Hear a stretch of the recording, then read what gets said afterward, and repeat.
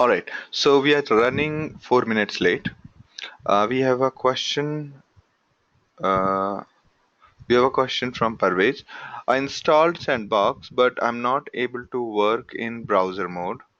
What do you mean by browser mode, Parvez?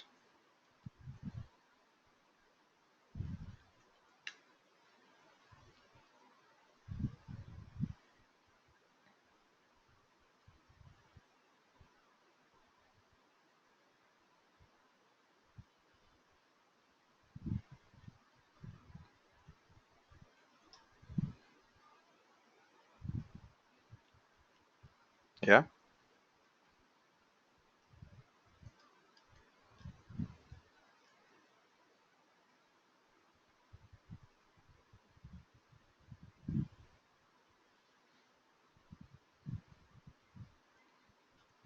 Okay. Okay. Okay.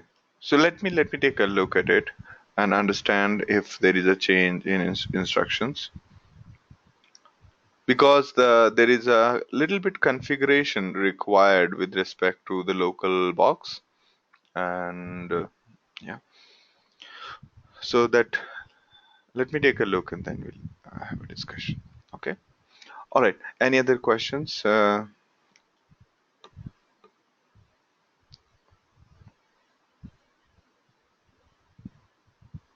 right, let's start with hue discussion.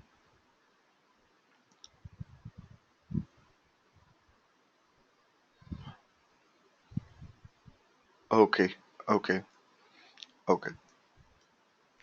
So if it's in breeze mode, you would be knowing the IP address, and that IP on that IP address, either on 8000 or 8888, the hue would be running. Okay. All right. Okay. So any other questions before we go forward? All right. So, Parvez, whenever you get these problems, just drop an email so that we can try to look at it. Okay. Now that we have a few more people in the team in support, we'll be able to help you quickly. All right.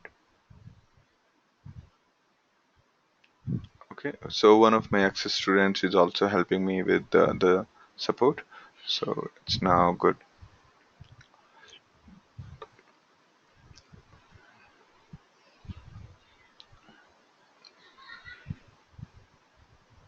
All right. So most of the work related to data churning is far more easier with SQL, right? Because you must have seen by now, if you have been in industry for some time, that SQL solves a lot of problems.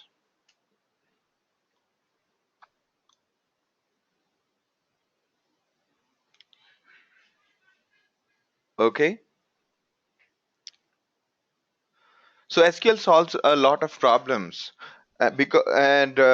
For most of the work, programming and coding is not really possible, and because it's too much time consuming and it requires different kind of skill. Therefore, MapReduce is generally not the solution unless you need to do a lot of custom work. If you have to do a lot of custom work, which is not really possible using Hive, then you generally either go with extending Hive or go with MapReduce. Otherwise, you either go with Hive or Pig. The question with the Hive and Pig we'll discuss in a while, then when to use Hive and when to use Pig. Okay. So Hadoop is great, but how do you move existing data relations and SQL infrastructure? The whole IT industry across the globe works on databases. Okay, so probably every IT professional who is into in one way or the other related to data works on SQL. So and lot of data of the world is actually inside databases. So it's not really possible to move that existing infrastructure to something like pig or something like MapReduce, right? Therefore, SQL has to be there. All right, that's where Hive come in. Hive is not a database. Hive is more like pig. Hive is more like pig in the sense that you write your code, you write your SQL queries to churn data, and that SQL query under the hood gets converted into MapReduce. All right,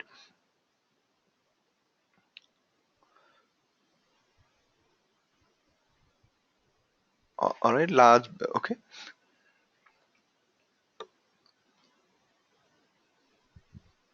so you can see that. All right.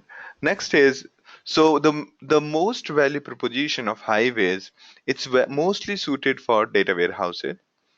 It is great for analyzing relatively static data. Okay, when you don't require fast response, and it makes it easier to port existing projects.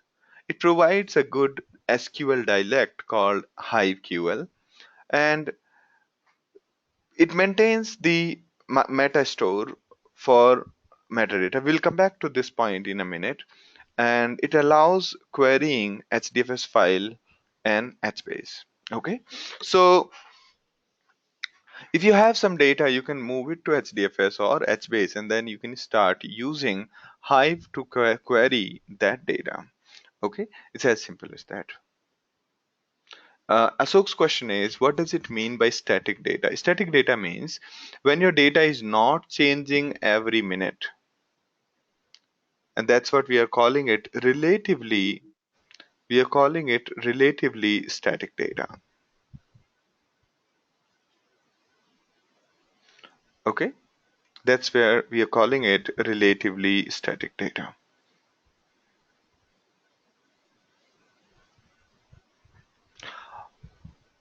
All right. Now, so that was the value proposition. Basically, you can create kind of a table over a CSV file, over a XML file, and then write an SQL query over that table. When this query runs, it gets converted into MapReduce, which will be churning the existing file lying on the file system. It's as simple as that. Okay, as we go forward, this is what will unfold. Okay, so it does not provide you record level update insert up to the previous versions. Okay, okay. Uh, Now in new versions it does. Okay, all right. But still, people want use Hive for uh, record level modifications. Okay, so it never provided the record level modifications.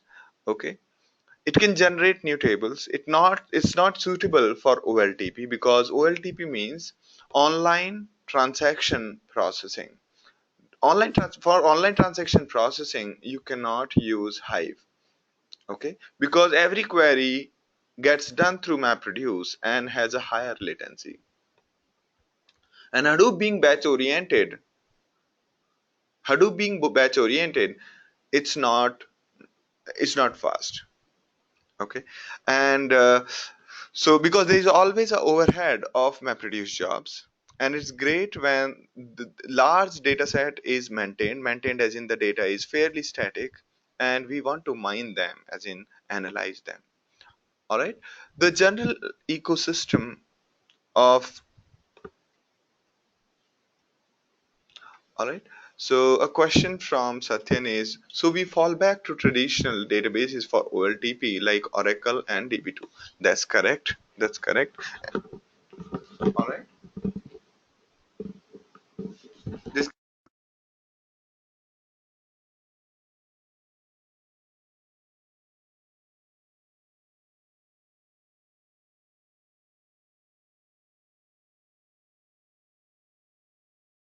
All right. So yes,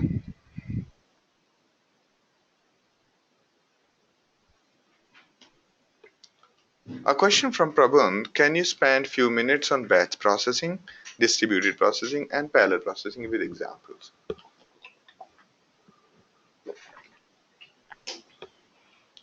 Okay.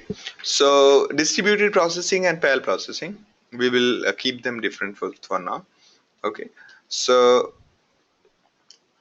I'll just try to explain to you. Distributed processing means multiple computers. Okay. Parallel processing means multiple cores and generally, okay, generally multiple cores or CPUs. All right. And batch processing is where the focus is on getting things done no matter how much time it take. Okay, so it's the batch processing is basically the number of steps which we schedule on a system and tell that in case it fails, try on somewhere else, keep trying maybe for 10 times and then get it done. Okay, so the opposite of batch processing is online processing. Okay, batch processing is online processing.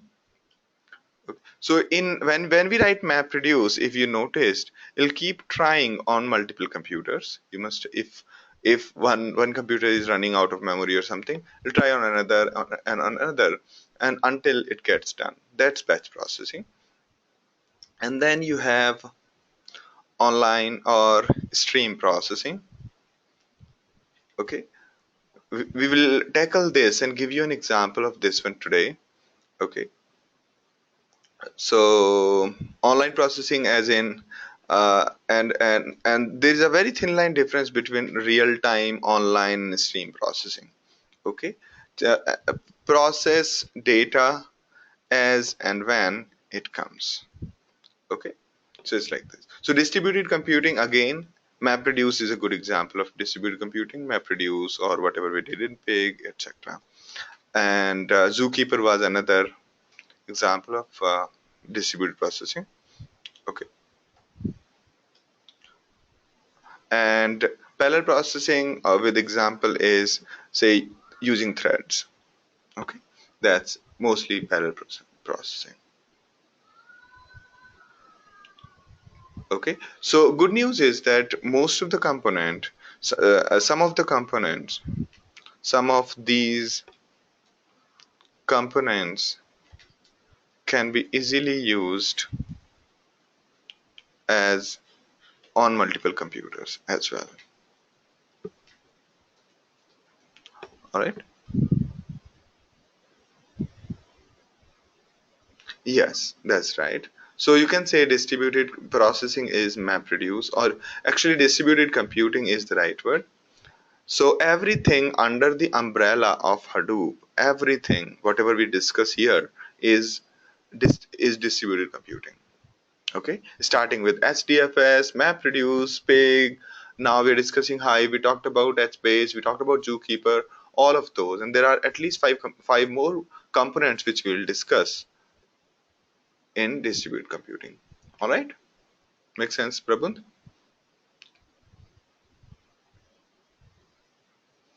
All right, let's move on. All right, so here is a very simplistic diagram. Okay, there's just too many boxes, so don't get confused. So here you have Hive. Okay, so Hive basically converts SQL queries into MapReduce. Okay, although this is a diagram from Hadoop 1.0, but the process remains same. So there is this driver which does the main work, which takes SQL, it compiles the SQL, although we call that Hive QL. All right, it's a variant of SQL. So it takes the HiveQL, compile it, and then optimize and then executes it as a MapReduce task. Okay, so time to time it needs something called metastore. Metastore is basically, in very simplistic words, a form of data store. If you remember in pig we created data sets, right? We said load data from this file into this data set where these should be the columns, right? In pig there was a problem. In case you exit pig, that data set is lost. You will have to again type the same commands to create that data set, right? Because you have to again and again keep typing the same thing. So to avoid that, this that information that you created this particular data set is stored in metastore in case of Hive. So in Hive also, before you start processing, you create a table, load data into table, and then you start writing your Hive query language, as in HiveQL, or you can say Hive SQL, whatever you prefer. So you write that query and that churns the actual files and information about actual files. It picks up from Metastore. Okay. So given a query, given a metastore, it prepares the MapReduce and then run it on Hadoop. So that's the main thing that goes here. And to call that driver, either you can call it from command line, from Hue web interface, and from thrift server, JDBC or ODBC. We will show you these two parts. And also from Ambari, Ambari has started allowing this, but we are yet to configure Ambari because hardly anybody uses Ambari's Hive. Okay.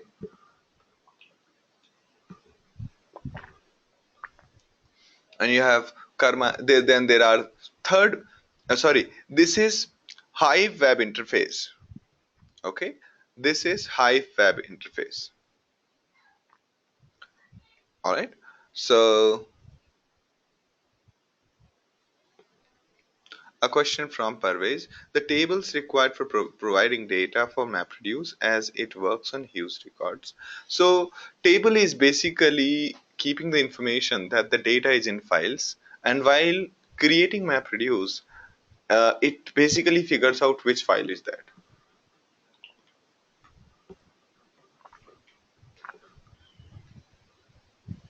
Hive is more like pig, not like HBase. Okay. So in pig you write in Latin, here you write in SQL.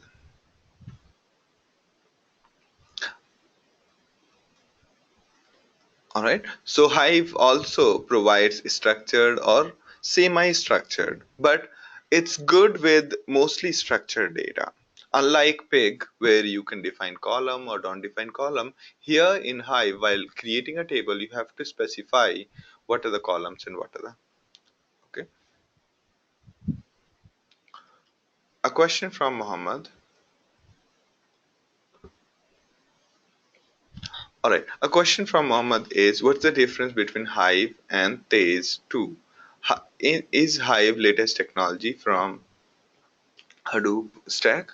So Hive is as old as Pig actually. So question is: what is the difference between Hive and These? Okay. So sorry. So what's the difference between Hive and These? So while Hive is an engine which converts, okay, Hive, what Hive does, it converts SQL into MapReduce. Okay, it converts SQL into MapReduce, while These is underlying. So These is another alternative to MapReduce. Okay, so These is kind of an engine which is an alternative to MapReduce. Okay, so Hive could also be configured to use These. Okay, so Hive could also be Hive could use Tails under the hood. Similarly,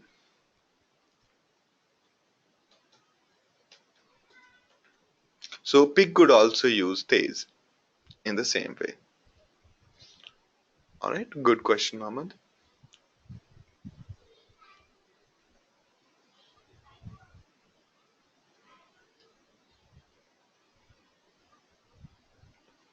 So Suraj's question is, when you say that we cannot do insert, update, and delete, does that mean we can only do read-only operations or queries in Hive?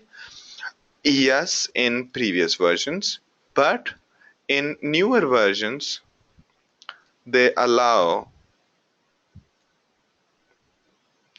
insert, update, and delete, but it's not really very efficient.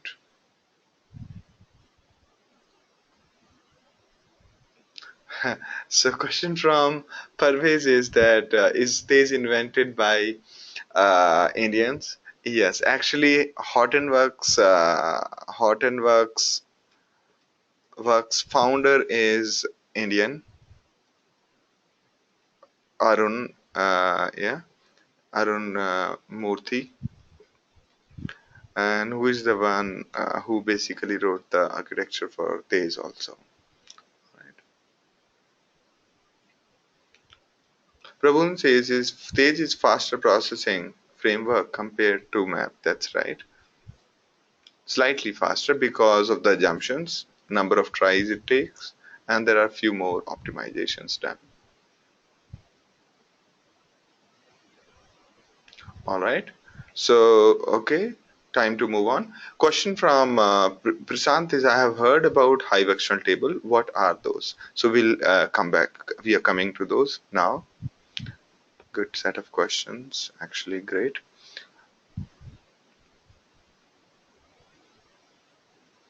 A question from Satyan is, will MapReduce program work on These? No. Okay. Because for MapReduce, it's a different kind of computing altogether. Or maybe okay. All right. So no, but let me check. Okay. Let me check if we can run. We can run normal MapReduce program with These as processing engine. Okay, let me check this part. I heard that they are allowing, so let me check this part. Let me put it on the top of the file. Okay.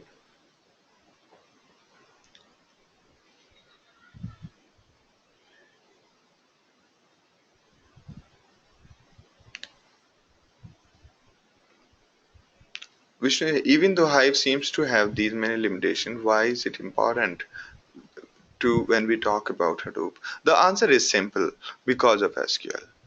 SQL is popular and it's very comforting to write queries in SQL. And therefore, instead of writing MapReduce, it's far more easier for people to write SQL. Okay. Therefore, it's easier to learn Hadoop because of Hive.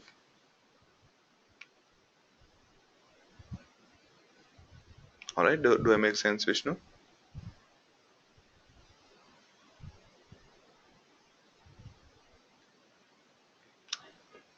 Okay. So basically, when you are into senior management and you haven't touched the technology for some time, you will find more comfortable looking at something which you already know. All right. And okay. So to get started, the easiest thing is to use the CloudX Lab. Just log in into the console, and once you log in into console, you can either run Hive from the command line, or if you have just single query, you can run it like this without so when you run without any argument, it starts the command, it's the console.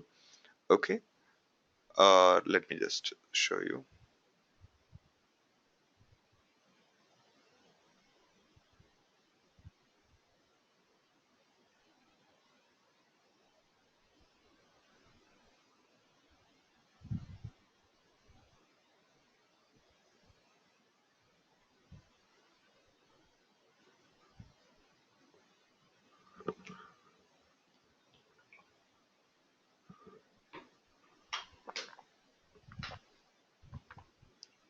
So you open console.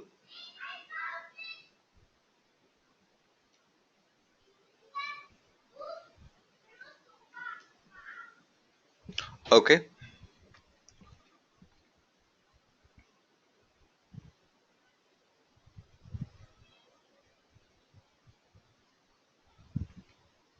Okay. A question from Asok. If I load data from CSV file to Hive table, once populated in the table, it delete the CSV file. This is the way, or I did something. This is the way. We'll come. We are coming to that. Okay. That's the right thing. So it automatically moves the file from Hive to. So if you go into console, you can see that the it is loaded. Okay. So here you can say, so similar to pig, it also allows you to type the usual HDFS commands, okay, such as DFS, okay, and also let's just try to create a simple table and run a simple query. Okay, we can say we just created an empty table. It has nothing right now. Okay, and then we can say drop table X. Good. So we just created a simple table, did nothing, and deleted it. All right. So this was the normal console way where you can run this. The other way could be that you go into Hue. Okay, you go into Hue.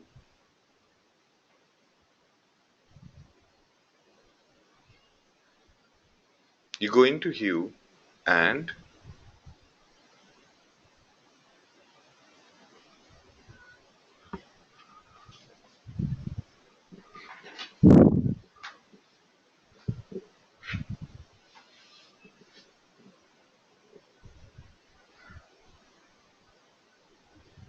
all right. So you go into Hue, write a query here, and say I'm saying select star from my stock data. You can see that, and this is basically a file. All right. So I'll come back to that again. So this is how you can run a simple query. Okay. Sometimes you just want to run a command, single query. You can run it from the console. And in case you have a file basically a script. A script means that all the command you have taken and put it in a single file that becomes your script. Okay. All right. So okay. So a simple thing which I'm going to do right now, I'm going to copy the big.txt into big copy another file. Okay,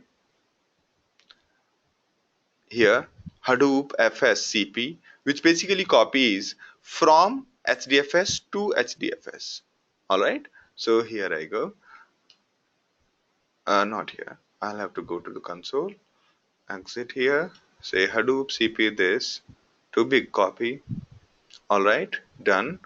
I've copied HDFS file from this read-only location to my home directory, and then I'm loading data. This is a Hello World program, by the way. I'm loading data from this big copy into docs. Okay, this will just create a table called docs, and then it will have only one column.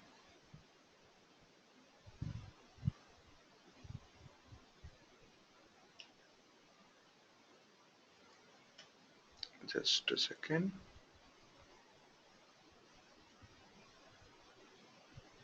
Did it work?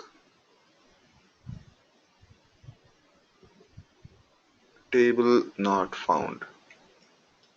Okay, create table docs, and I could say line and varchar.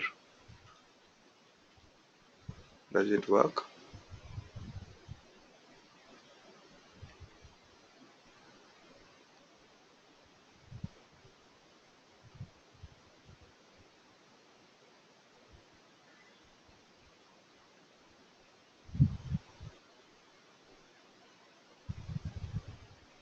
Oh, I have to use my own database.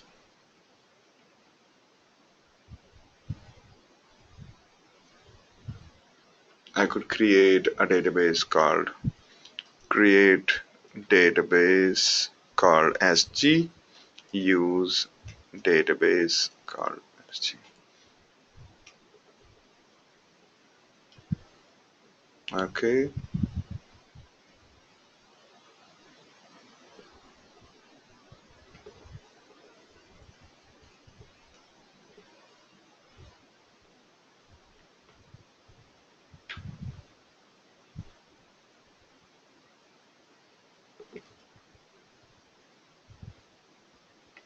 all right.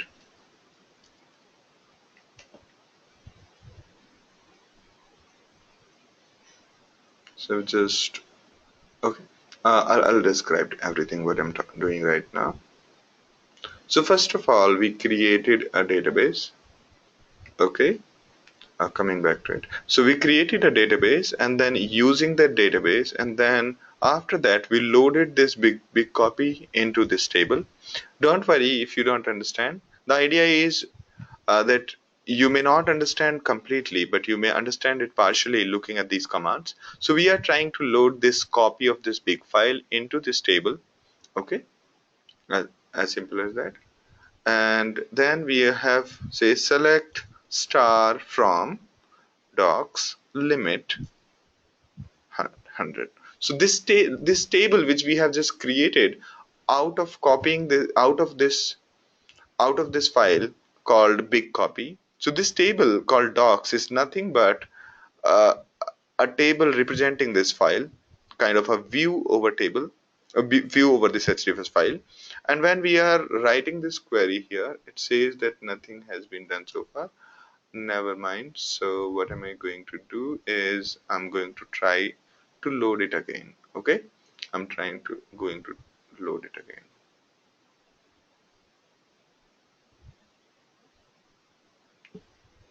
Okay, it says that invalid path this, no file matching, not this way. I could say user Sandeep Giri 9034, and that's it. Okay, so I'm hoping that, all right, I'm hoping that it will work. Select star from docs. All right, now it has created a file with a single column. You see that? Same file, the big txt is being represented as a table where there is only one column. Every full line is in that single column. Okay, now let's go ahead and try to basically first, this will basically break the line by space into words. Okay, and then do the group by and do this. Okay,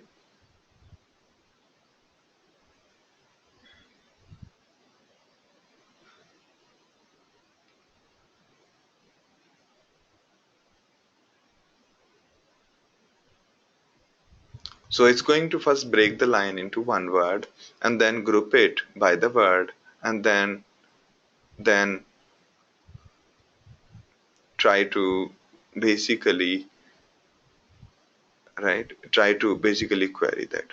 Okay, so it's saying that it killed some vertices, input docs, no input path, specified job, get input path. Okay, something. All right.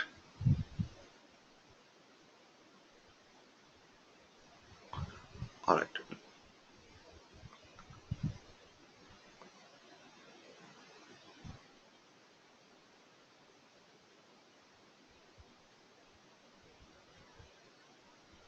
Okay. Okay. Let me take a look at it again.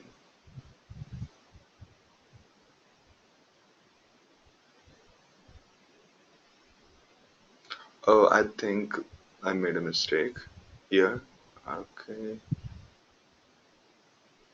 Says select, explode, split line by space. That's correct. As word from docs. Okay, that's right. That's right.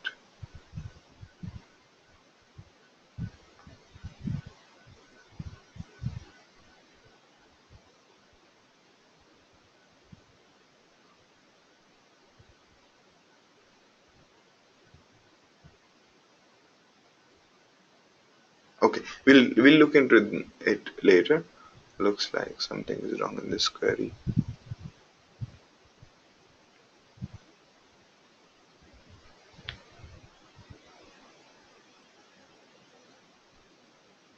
Okay, Suraj's question is what is W here? It's basically representing whatever is the output of this select query here will be represented with W. So you can read it select word comma count as count from W. Okay, so whatever churning we did here will be represented by W and then you can count. Okay, if you are not great with SQL, so this might be a little too complex. Okay. Thank you, Ashok. So maybe I'll have to. So what he's saying that he used line string instead of varchar 1000 and it worked for him. So maybe I can do the same thing. I could say drop table docs and create table docs and I could say line string.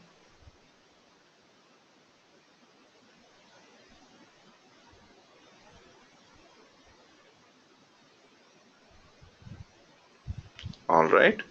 So we could say things like select star from docs limit 100 and see if it works or not. Okay, we need to load data as well. Okay,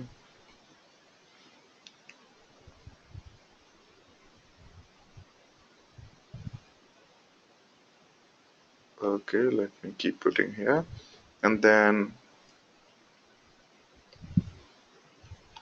let me put user slash Sandeep Giri 9034 and that's it. Okay, what did it say?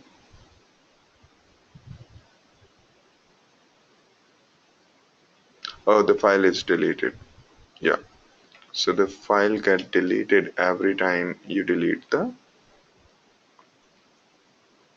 table. Okay, every time you drop the table, the underlying file will get deleted.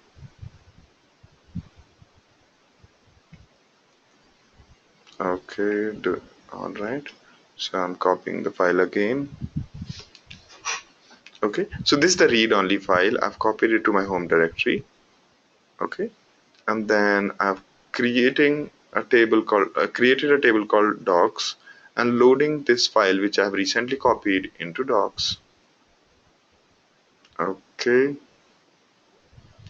now I'm trying to check if select star from docs limit 100 means give me only 100 lines out of this table. Good, now it's working. All right.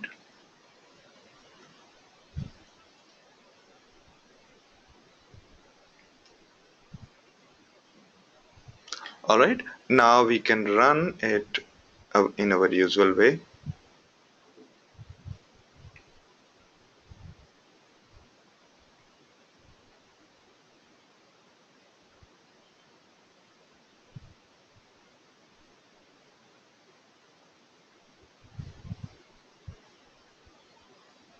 Why is what exactly is wrong with it?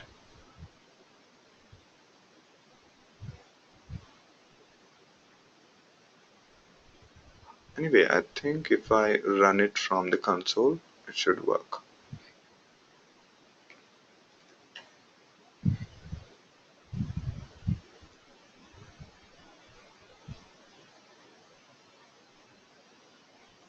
Use SG, show tables, good,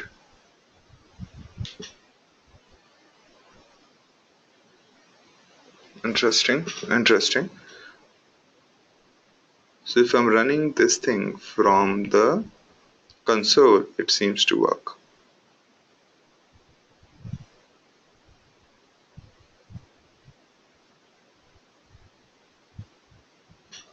All right.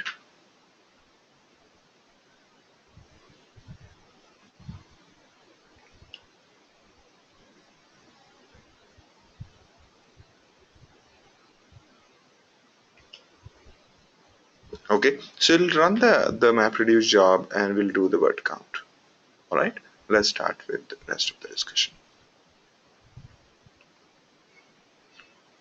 Now I can send all of you the copy of it.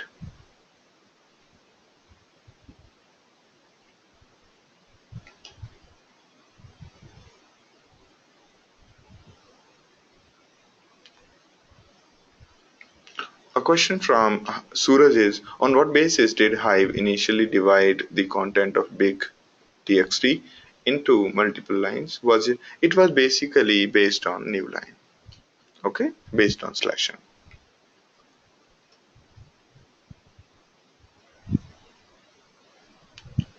All right. Now coming back to the general discussion, this we have already talked. So you can run from the console, you can run dfs minus ls command. From the console you can call other queries and run them. And if you want to comment out certain line, you can put double dashes before the lines.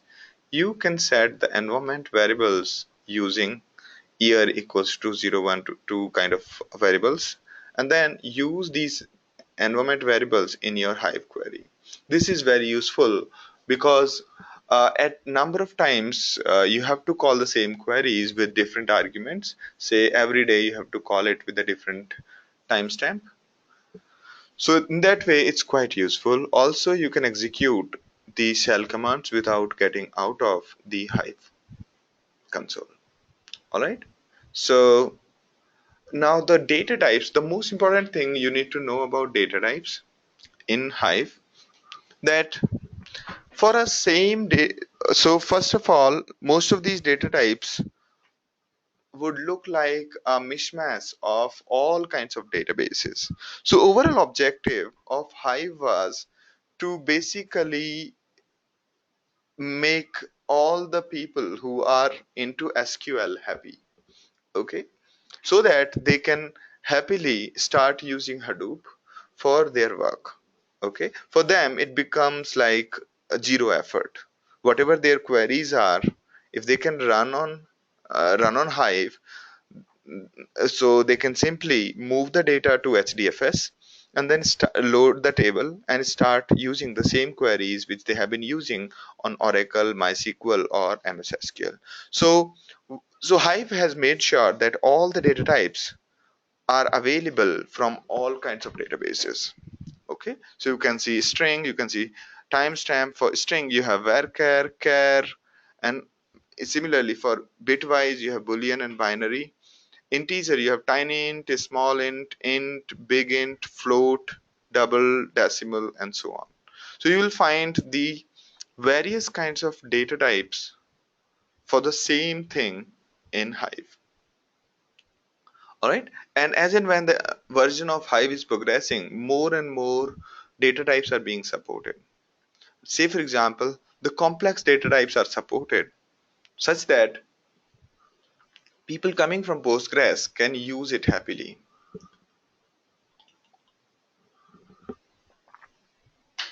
So these complex data types are modeled after Postgres mostly.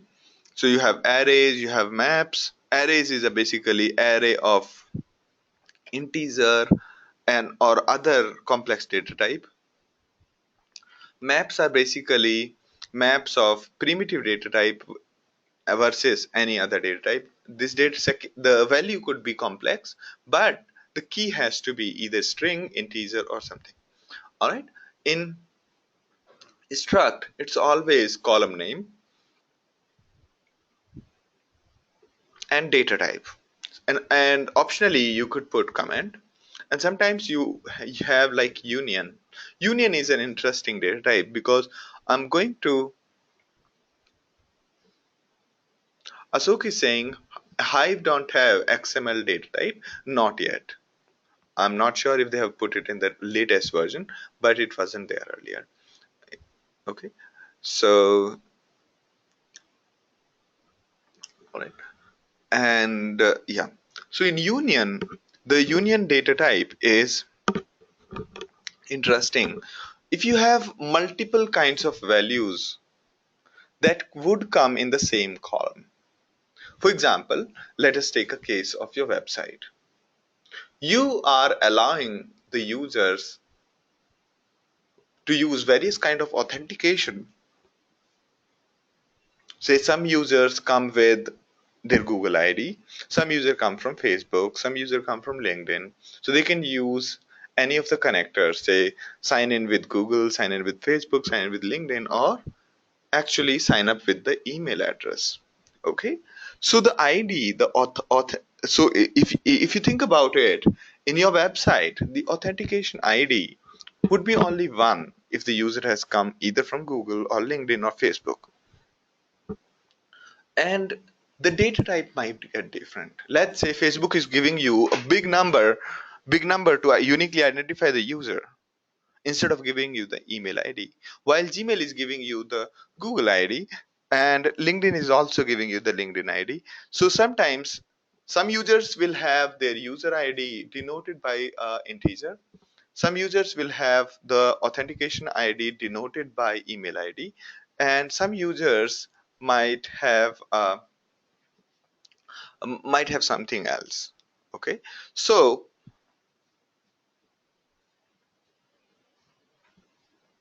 but users may not have multiple authentication ID, right? So in such scenario, you create a union kind of a data type for the column. Okay, union kind of a data type for the column.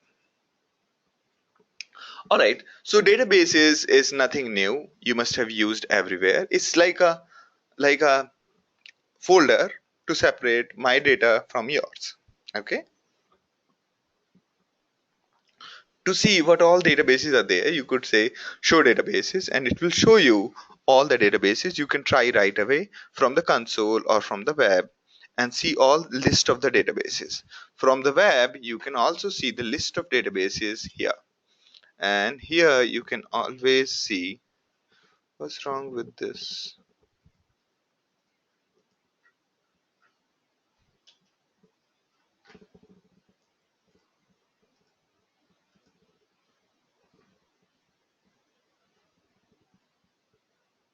Okay, looks like it is running.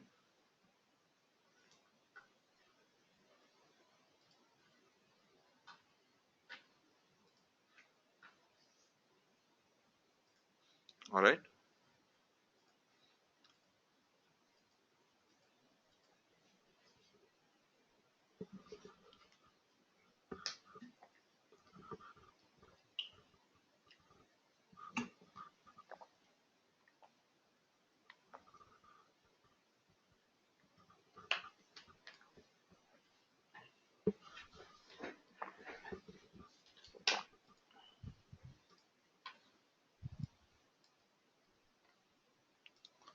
All right.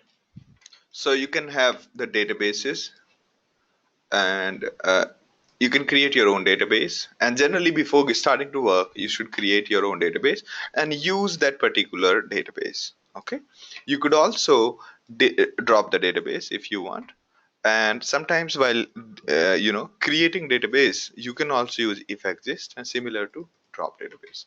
All right, and all right, next is that.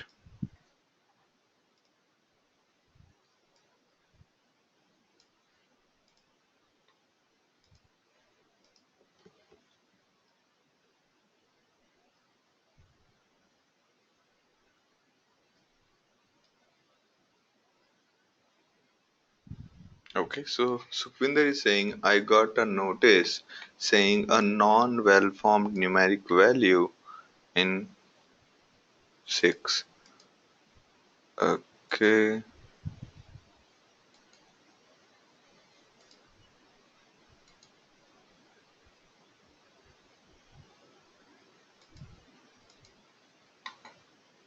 okay.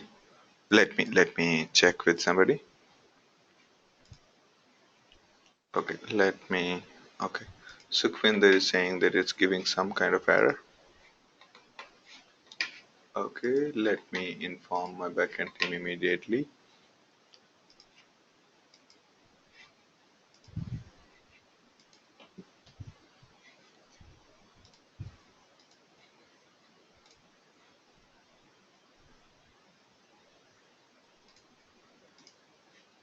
All right.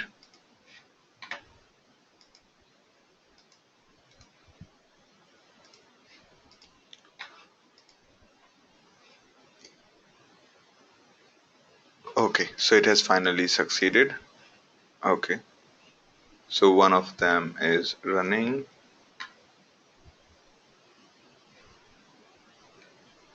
Okay, it has succeeded finally.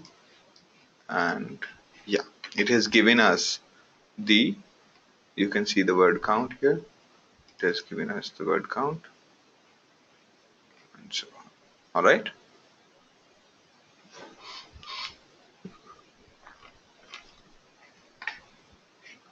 All right. So good.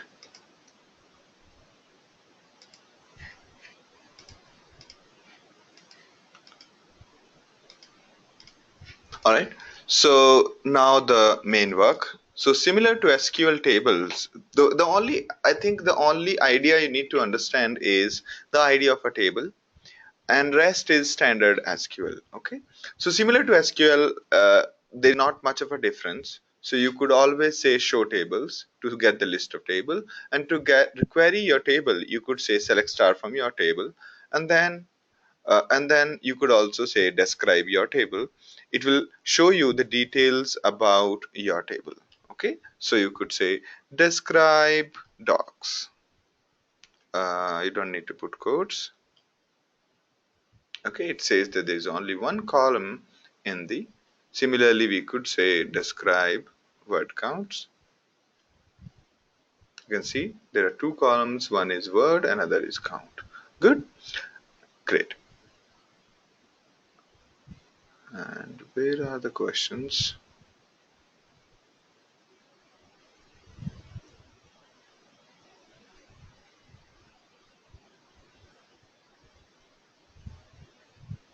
All right, good. Now,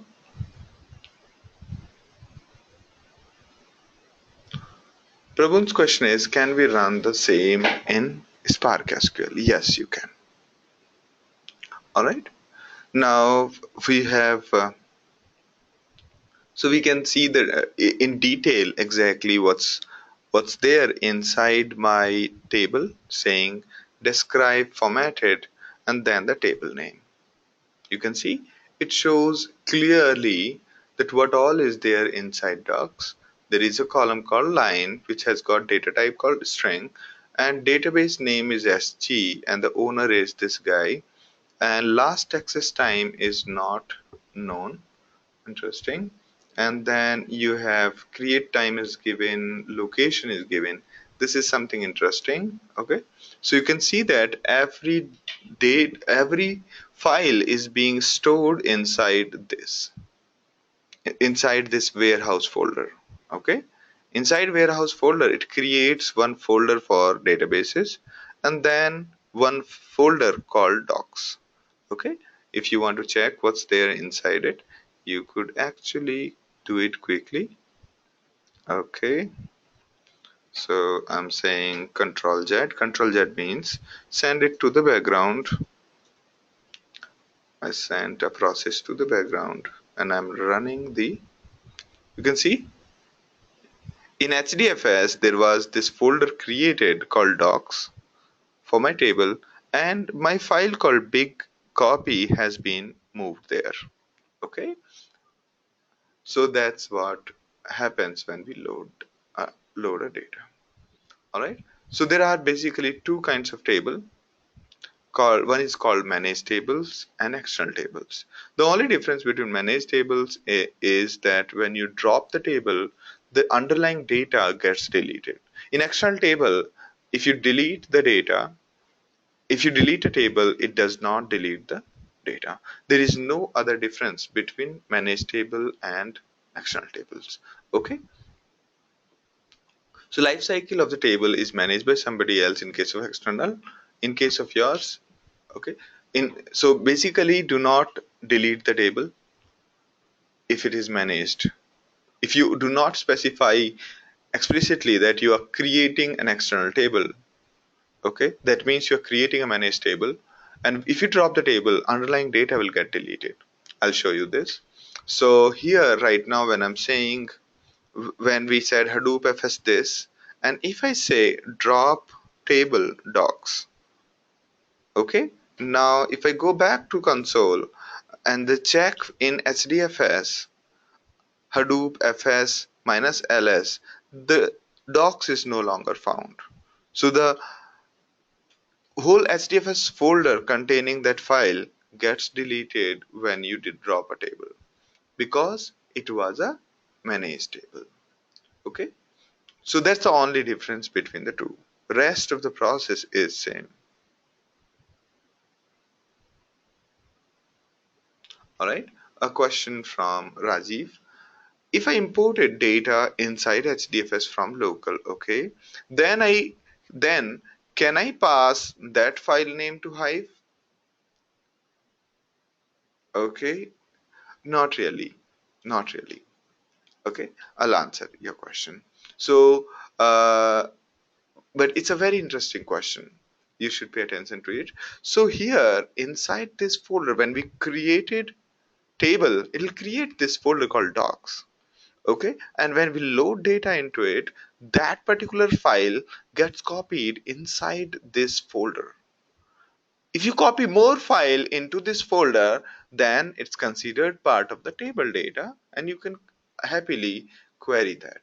Okay, so yes, so you can copy data into the same folder.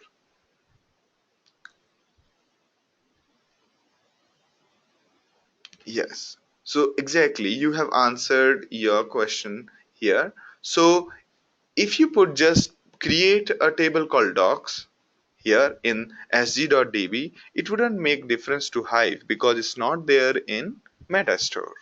Okay.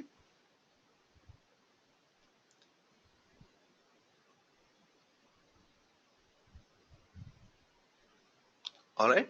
Now, a question from Suraj is, what's the difference between command in creating external table? We use a keyword called external as shown in the next slide. Okay. So we will come back to creating the external table in a minute. Okay. So you can basically say create external table, create external table, and then use rest of the command in the same way. Okay. Now, what is yes. All right. So that's right, Parvez. You can say that it's kind of every all the files inside the folder called docs will get appended when you query the select star from docs. Okay. Okay. So what is Hive Metastore? It stores the metadata of tables. Okay. You can just check if you want. You can just, if you are really curious, you can go to MySQL. Can I connect to? Acha, is MySQL is somewhere else? I, I'll give you the login password later. Okay. So basically, there is a MySQL database running in which Hive is storing the name of all the tables.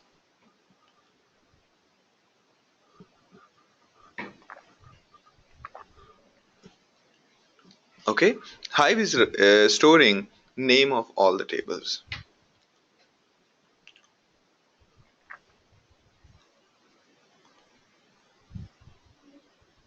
A question from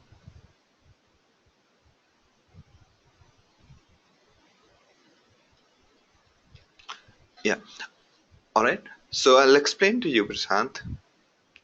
So Hive basically in Pig, right? In Pig, if you exit the console, whatever tables you created will disappear. Whatever data sets you created, they will disappear. You have to run the code again to create those data sets.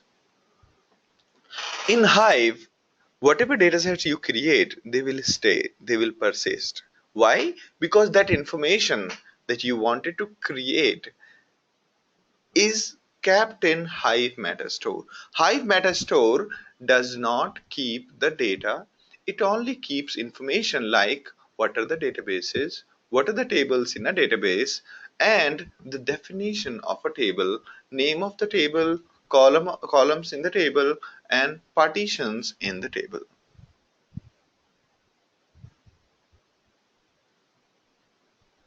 Prabhu's question is, will there be a situation where we have to query Metastore? No, there won't be a situation where we have to query the Metastore.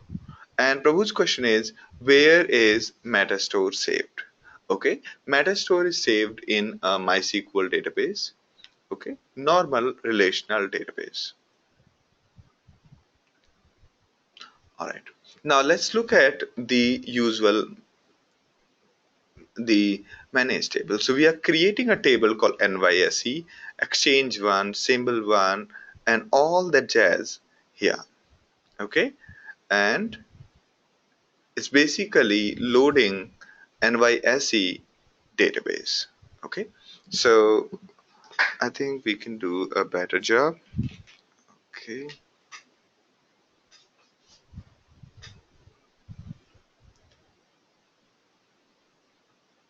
okay, I'll not put the location right now. I'll just create. So location means where to create this table. Okay, where to create this table. Right now, I'm just saying create it in a default location. Create table NYSE with this information. All right. So I'm keeping it more like a hands-on so that we all are able to create. But before creating your tables, please create your own database using create database mechanism. Okay.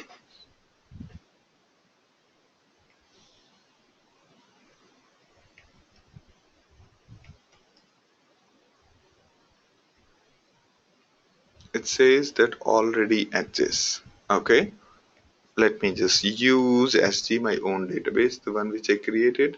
And okay, so I've created this empty table right now. It doesn't have anything. Okay, so essentially now I'm going to load data into this table.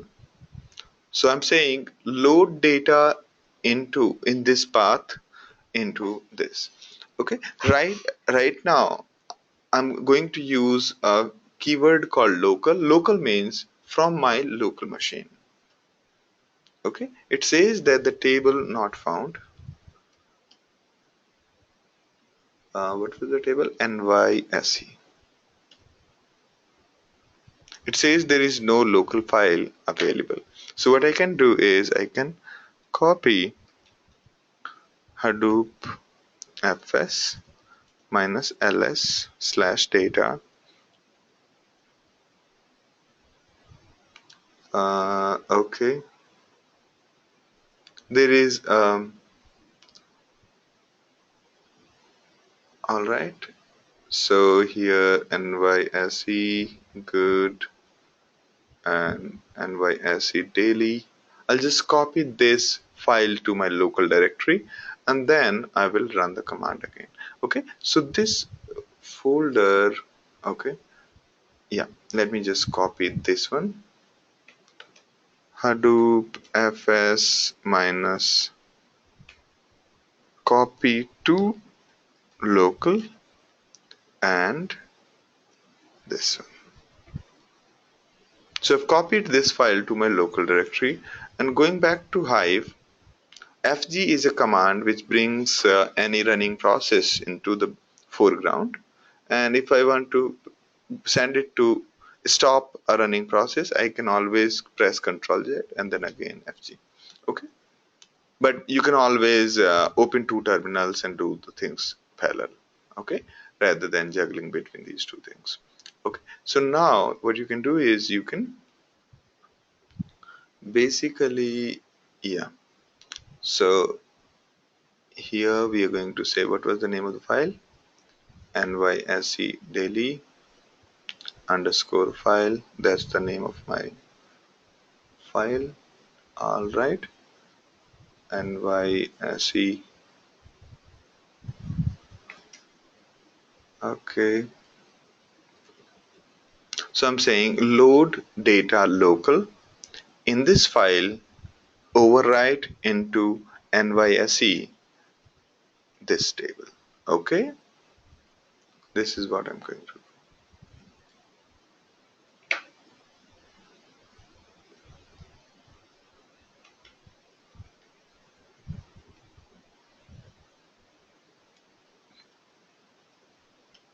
Looks like I'll have to again start Hive.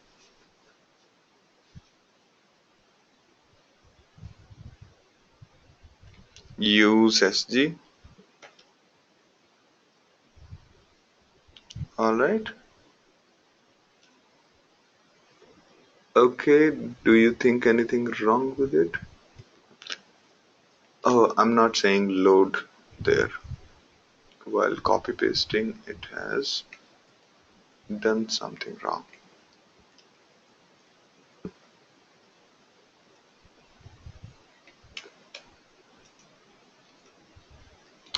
Okay, so let's try to load the data from my local file. So it says no matching file found. Why is it so? Anyone? Oh, it's in caps. No, we have in caps. Okay, okay. So this is the file we had copied earlier. This one. Let's try to do it. NYSE daily file. NYSE daily file. Okay, so I could also say home slash Sandeep Giri 9034 slash.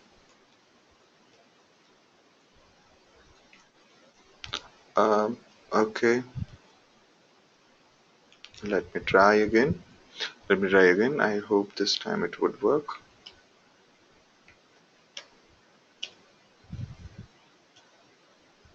Alright, looks like it has worked this time by using an absolute location limit 100. Good. So we are able to load data from the file into this. Okay. There are now I'm going to go back a step.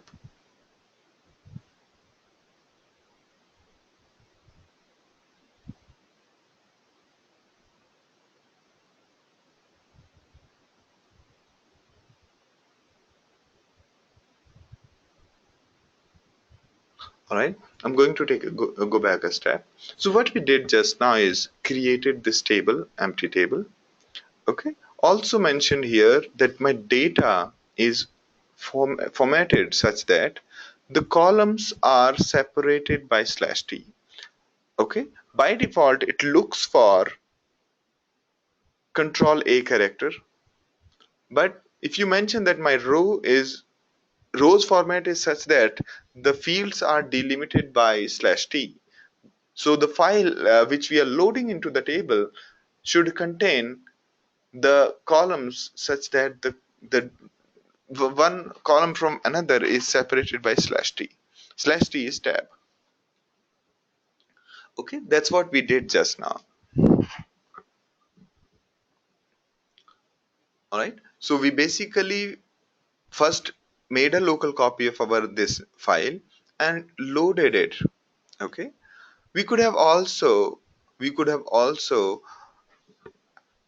simply loaded it from hdfs. If we do not use the local keyword, we can directly load the data from HDFS into a table, okay, such that load data in path. So by default, the load command loads the data separated by control A unless you specify some other character in the table description. And for every when we are loading data into the table, when we create table, it only creates entry in the meta store. And when we load data into a table, it creates directory, it copies the data which you give it to it, and then basically in the when we query it, it talks to the HDFS and gives back the data. Okay, so only the metadata like column name, database name is stored in metastore. Rest is in HDFS. Okay, so we'll talk about partitions later on. All right, now we can query NYSE and say things like symbol equals to CMC. Okay, so we could say select star from NYSE and where symbol equals to CMC. All right.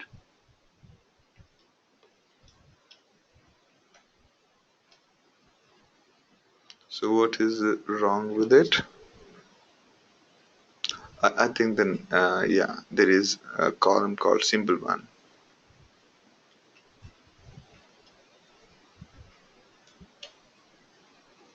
Now you can see that we have been so fluently able to query our data. So we can start doing other kind of magic. Say, let's say describe NYSE.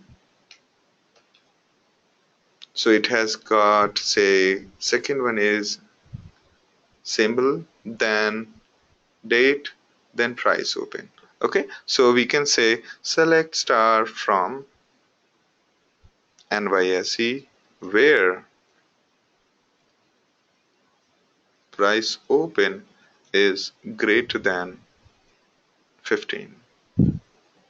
Oh, there are, yeah. So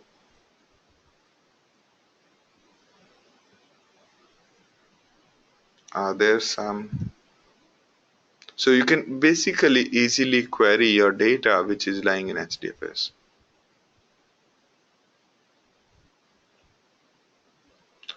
Okay, all right. So again, so here basically the first I tried to load the data from the local directory. In the similar way, you could load the data from HDFS. First you make a copy from the read-only place. Okay. Then you check whether the file has been copied to your home directory or to the directory where you wanted to copy. And then you load the data from that location into the table in the following way. So instead of saying local, you simply say load data in this path, overwrite into the table. And once that is done, you check whether the file is there or not. File would disappear. Okay. The file where the actual data was. So basically, the important thing you should remember is whenever you load data from HDFS, it actually moves data from this source location to the location of the table. All right. So that is something very important to know. Okay. So by default, the data is, yeah. So by default, the data is located in apps hive warehouse as I showed you, and then otherwise you can mention in the location in the table description. While creating the table, you could say location is this. Okay. If you want to save the data into your local file system from the Hive interactive command, you could say insert a override local directory. Okay, and then whatever is your query, you can execute that query and it will store here.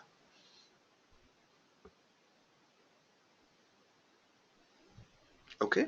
Similarly, you could, if you omit local word from here, it will try to create a directory in HDFS.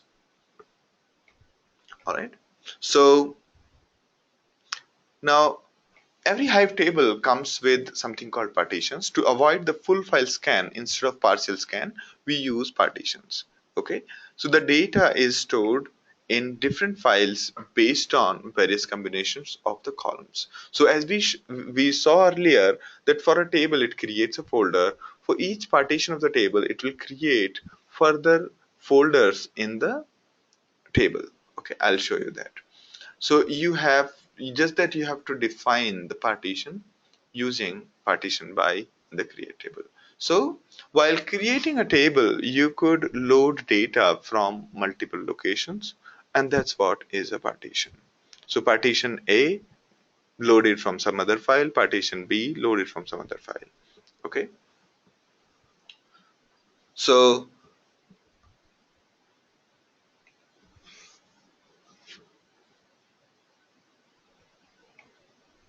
So partition can happen on multiple columns. So what do we mean by that? I think the next slide will describe it better. Okay, let's take an example and you will understand that.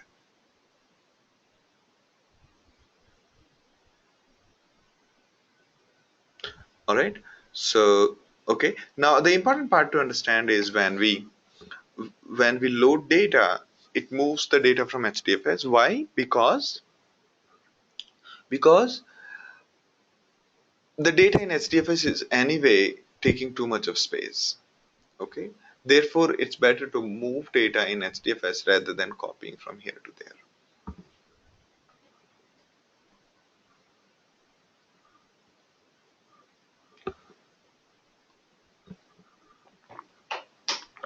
because most of the data when talk about HDFS, this data is like few GBs or more than GBs, and therefore it's a valid assumption to move data in HDFS. Just like in your, if you are dragging and dropping a file from C colon to D colon, from C to D, the data will get copied. If you drag the folder from C colon to another folder in C colon, then it will get moved.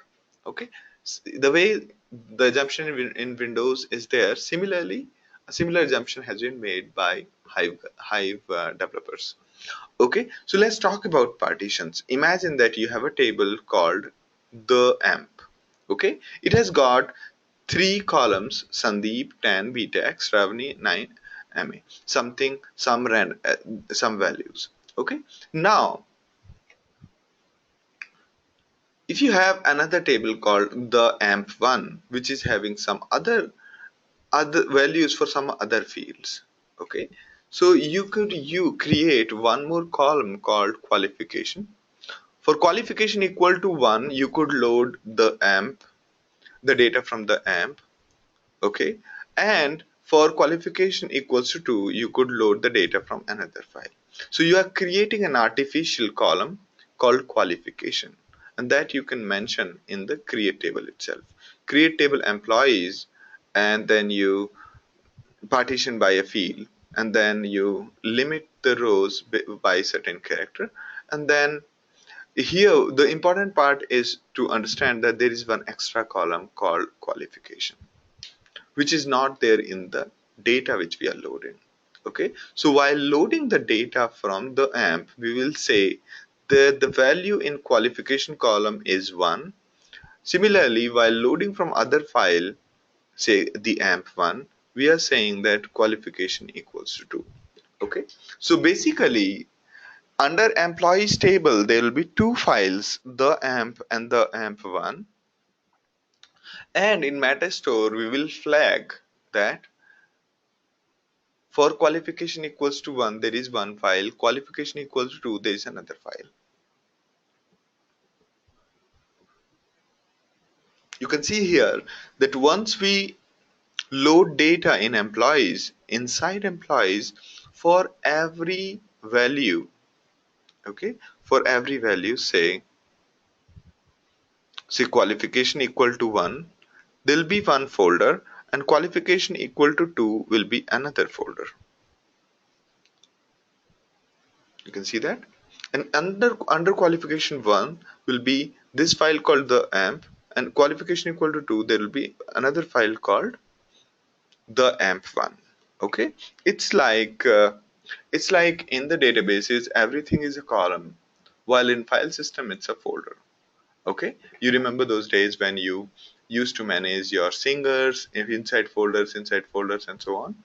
And in the database like iTunes or something else, everything is a column. Similarly, here what Hive is trying to do is to represent folder structure using column approach. And that's what is partitioning about. Okay. So we keep on creating multiple kind of columns for each different permutation of the values. Okay. So Mohammed's question is, when the Hadoop is anyway dividing the files based on block size, why do we need partitions? Partitions is required because let us say you have lot of logs files, hundreds of log files for every day. You want to churn some of the log files based on say every first quarter of the year. Now, every first quarter is easy to describe using SQL. So what you will do is you will create a table over the complete folder structure of logs by adding all the partitions, by adding one file in different partitions. And whenever you're querying, you're just querying a single table, not separate table. So partition is more like merging multiple files into a single table. So Prabhu's question is, what type of file is there? The amp is a plain text file, and we don't have to mention the extension anywhere on these systems. Yes. So while creating the qualification here, okay, so we are mentioning you can see that create employees. By default, there are three columns, and then there is one partition column. This is an extra column. So while loading the various partition from one partition, second partition, we mentioned different values for this column. Okay.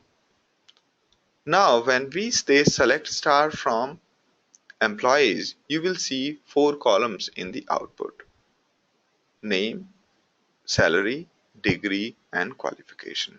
And then when you do the query over the employees table saying where qualification equals to 2, it won't load or query the first partition.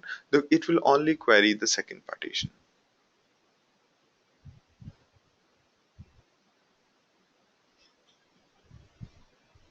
Asmit's question is how we load data in a partition column. So partition column we are actually specifying here manually. We are saying qualification equals to 1 and this is the data. For this data called the amp, three columns the amp will provide, and for all of these three columns, the fourth column called qualification will have 1 as the value. Similarly, for the amp 1, the fourth column will be 2.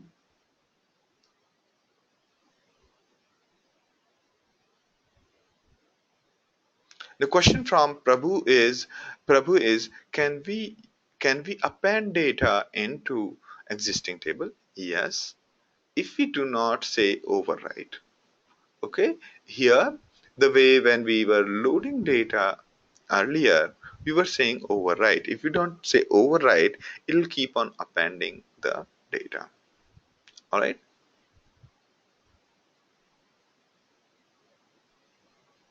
A question from Parvez is this same as partitioning the way RDMS for fast loading and accessing specifically in DW? Yes. So it is the whole idea of a partitions is modeled after Oracle's partitions.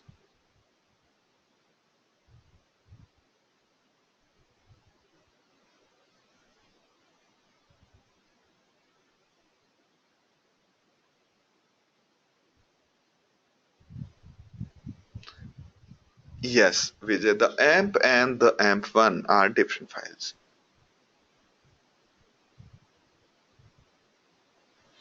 Asmit's question is, Asmit's question is, if we mention it manually, why we need it?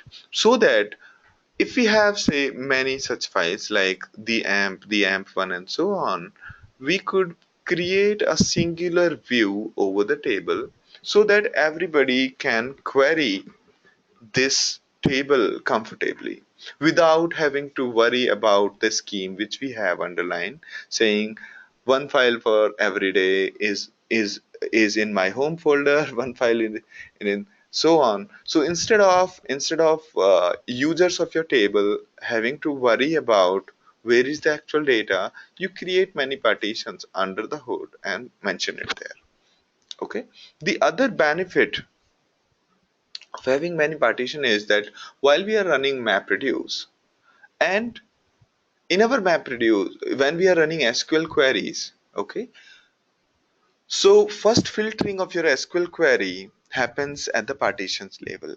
So if your query is including select star from qualification equal to true, then Hive would only query in the second file, not the first file. Therefore, your workload of MapReduce drastically reduces.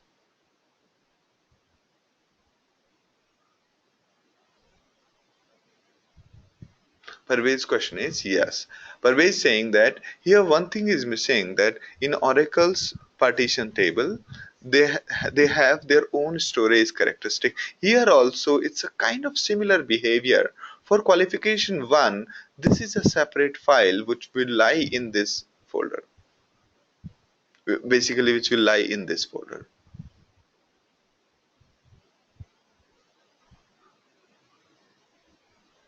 Yeah, that's right, Vijay. All right, good. So I hope that partitioning is clear to everyone.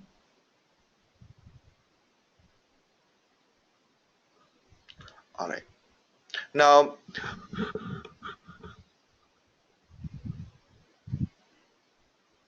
all right. Now, the usual data definition language, data definition as in you could create a table, alter the column, add more columns, and so on.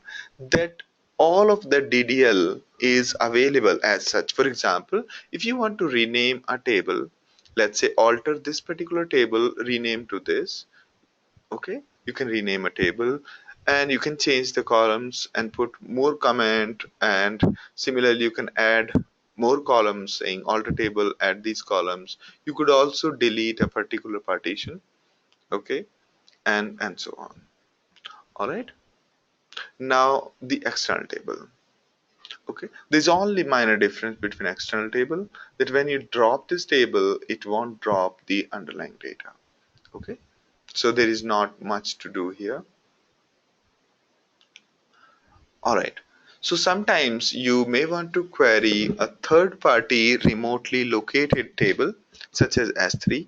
You could create an external table on top of a remotely located table.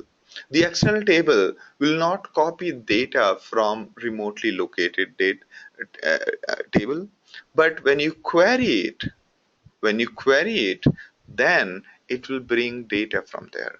So querying an external table could be very expensive. Okay. So sometimes your table could be external and partitioned. Okay. Meaning one partition is coming from one S3, other partition is coming from HDFS. What is S3? S3 is a Amazon storage. Amazon provides a very cheap and very robust data store mechanism, and that's S3. That's called S3. Okay, all the logs we generally push to the S3 only.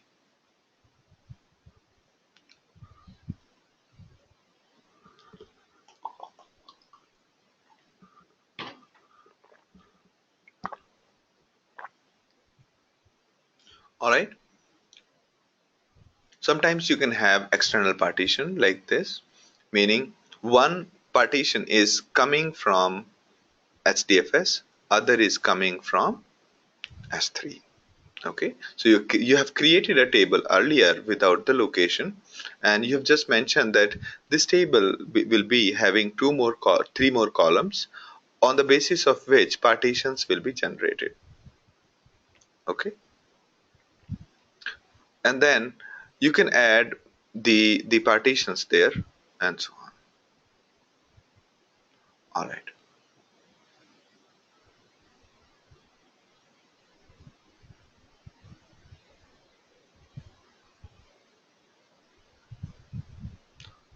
All right. So we have a few notes. So again, let me reiterate whatever we have discussed. Each table has got a location. By default, that location is apps hive warehouse. You can override that location by mentioning location in the create table clause.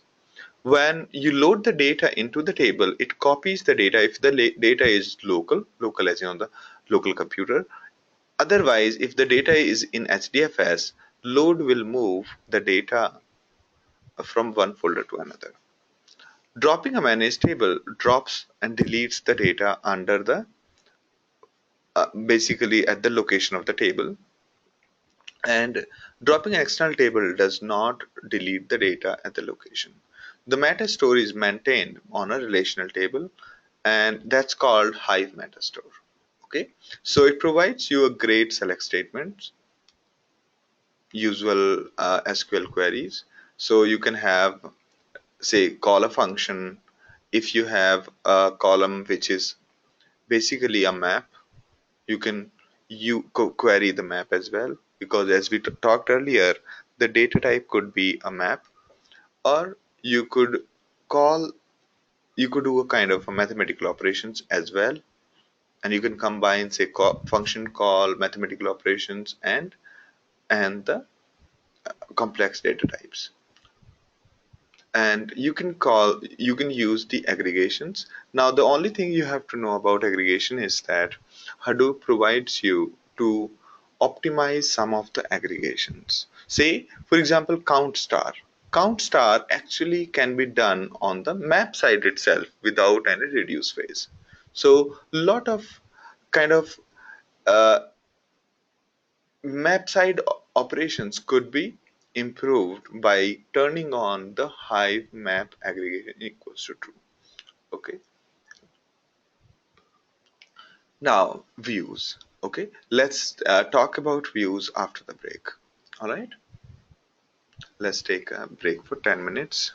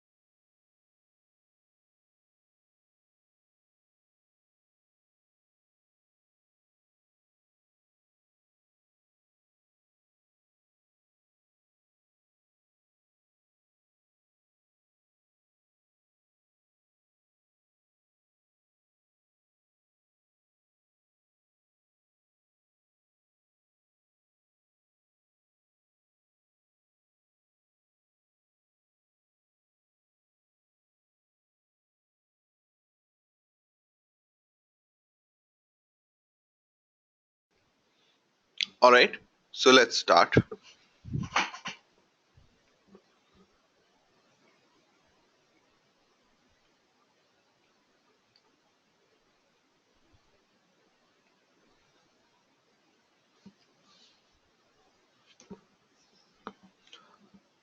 Okay,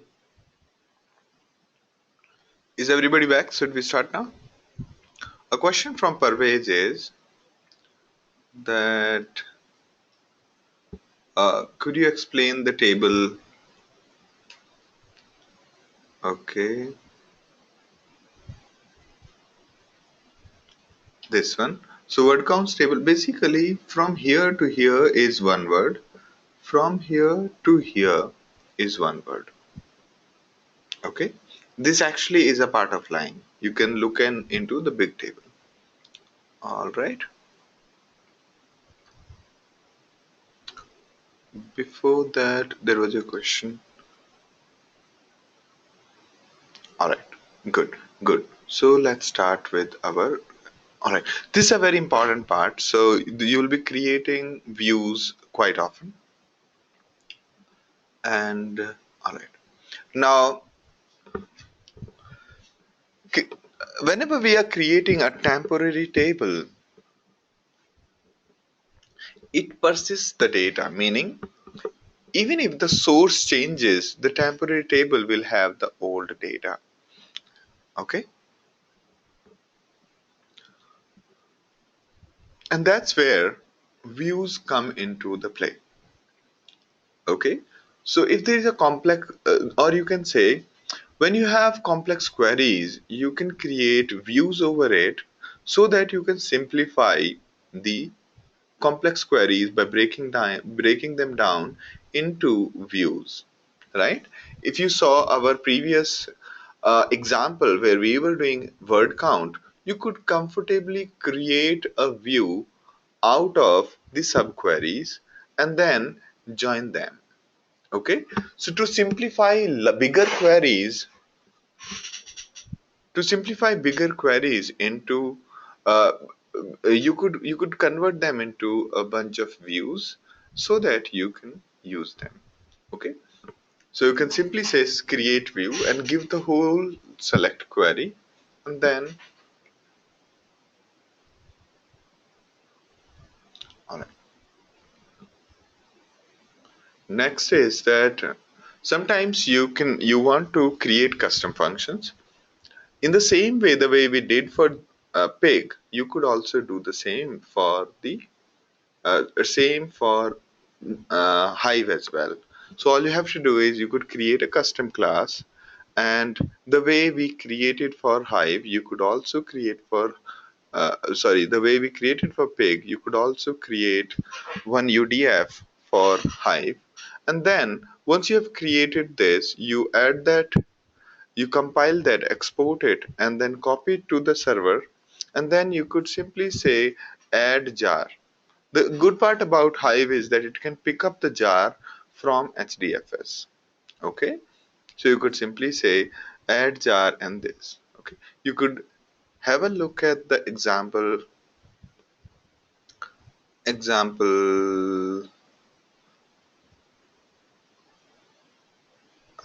Yeah, you could have a look at the Hive example UDF project, and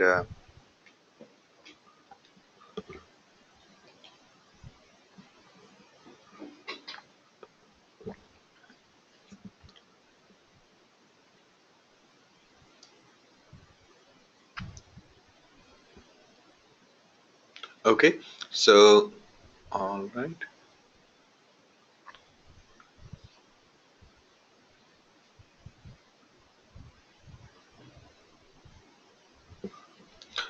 Alright, so you could basically download this example project, and just the way we did for pig, you could do the same thing here. Export jar, and then once you have added this jar into your project, you could define a temporary function, and then you could call that function and start using it. Okay, so let me explain again. So sometimes it's difficult to to create a logic using HiveQL. In those cases, when you see that okay, this is a string manipulation or this is something which is character by character manipulation or something very low level, in those cases you would like to code that part in Java. So you would like to create a UDF. So you can have a look at the sample project by importing this project, by importing this, downloading it and zipping, and then importing it into your Eclipse and then start using it. Okay, just the way we did for Ping. All right. Sometimes you have to load JSON data. Till now, we have been loading tab separated data. Okay. Till now, we have been only loading tab separated data. Sometimes you may want to load JSON data. You can simply use JSON Survey. Okay. You can use JSON Survey and download this and start using that binary. Okay, how would you do use that? You'll say add jar and you will specify its location. Okay, if you have put it in the HDFS, you could say, you could give its location. All right, and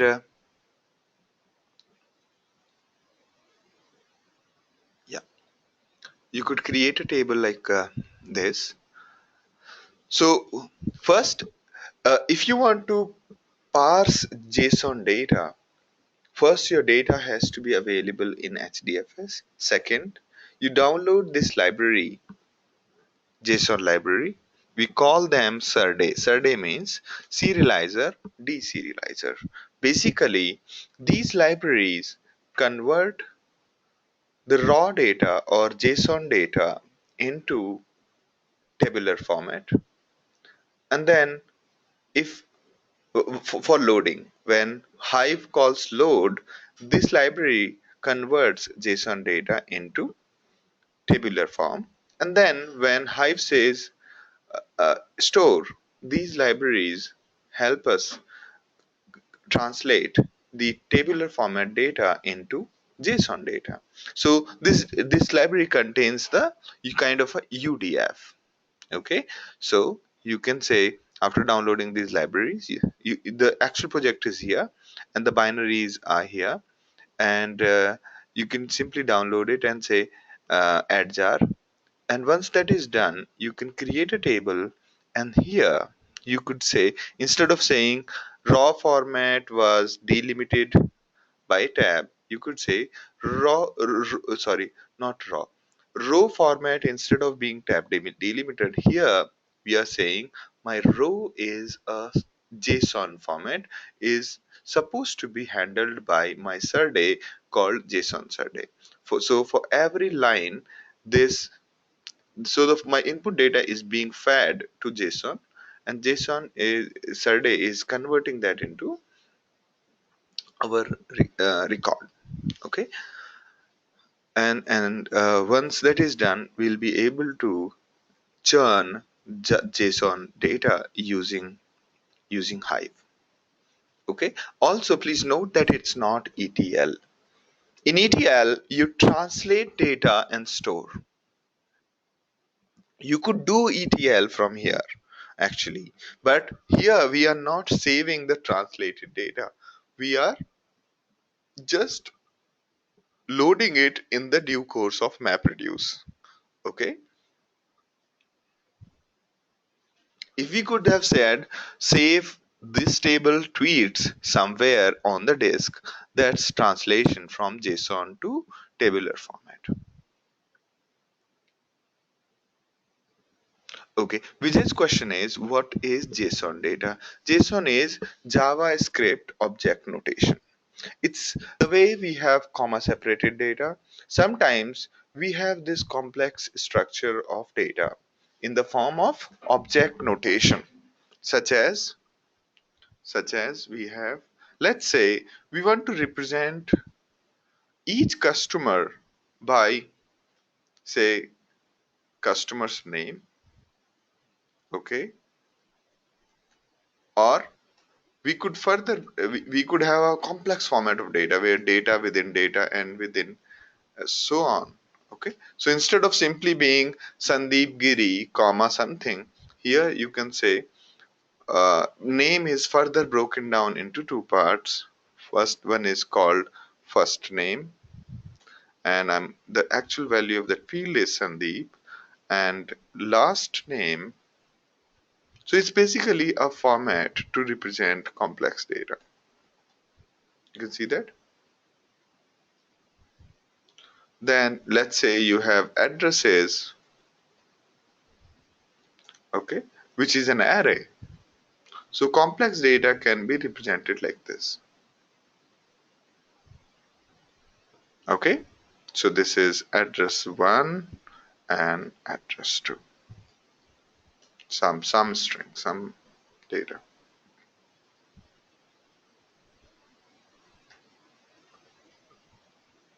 See that?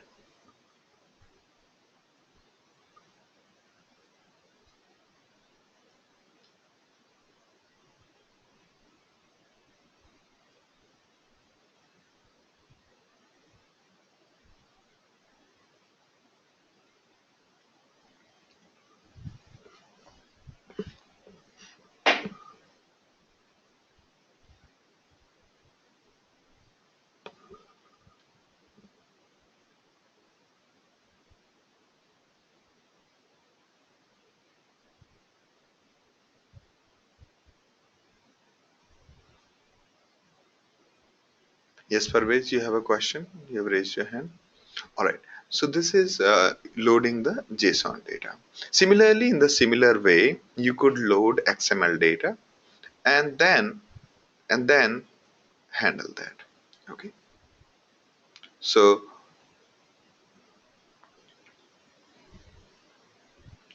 all right. Next is sorting and distributing. This is something we need to know, all of us, that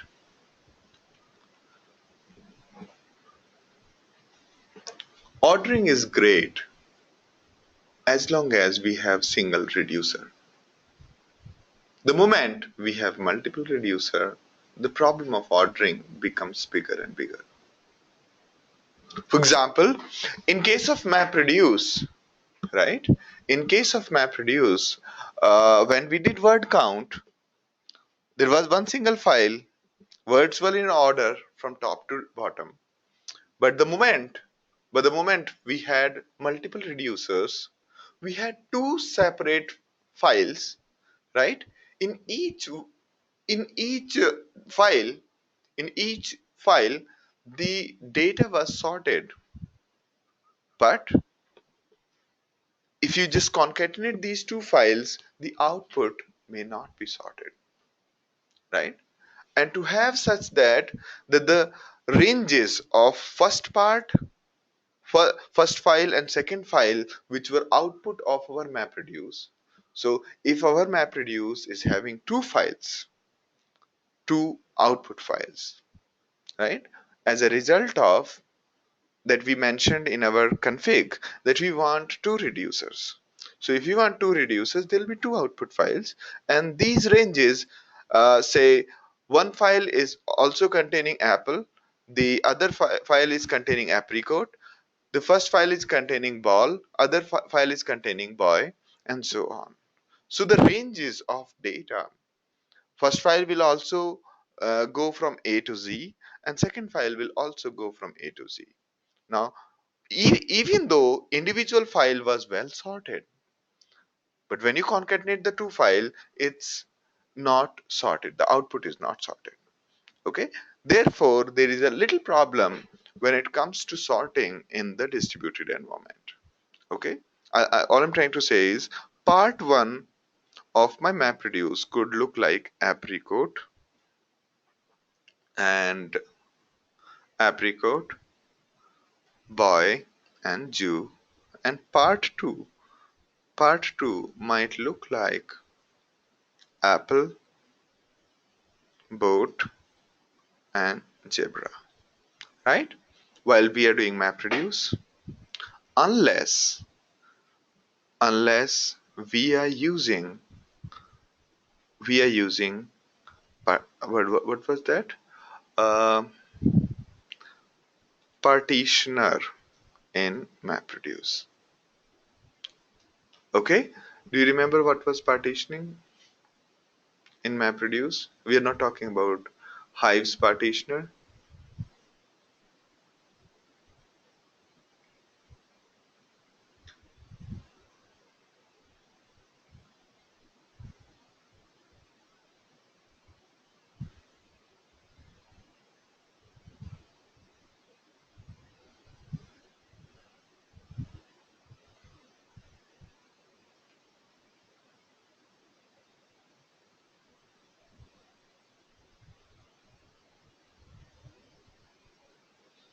Yes, breaking up the output of map task into the reducer. Okay, yes, that's right. Thank you, Prashant.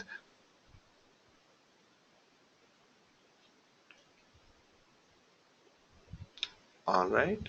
Yes. So, Abu, we do not specify the number of reducers. It's basically the bucketing of the data is done by the partitioner. Okay. So again, if we have number of reducers as two, there will be two partitions, part zero and part one. Okay. Part zero generally you can say part zero here, and part one. Correct. Okay. So when we are sorting, right? So the data is not really sorted. If we concatenate the two, the order will be apricot boy Jew and apple board zebra, right? Therefore, we need to use partitioning, and the same problem arises with Hive as well. So initially there was order by, it guaranteed global ordering, but it will push all of the data through single reducer. This was basically unacceptable for large data set. Again, the reasoning is order by X should not be used when the data is huge, because it will have only one reducer underneath, and therefore impossible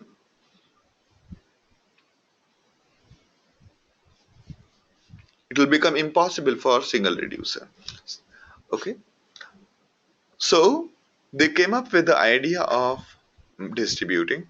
So basically, you could use sort by X, which basically says have multiple reducer, but then individual bucket will not be separate, right? Because one will it will cause the multiple reducer. So if you have sort by X, it will basically create multiple reducers. Okay, but it will not the resultant will not be sorted. So that's where the idea of distribute by X came into play.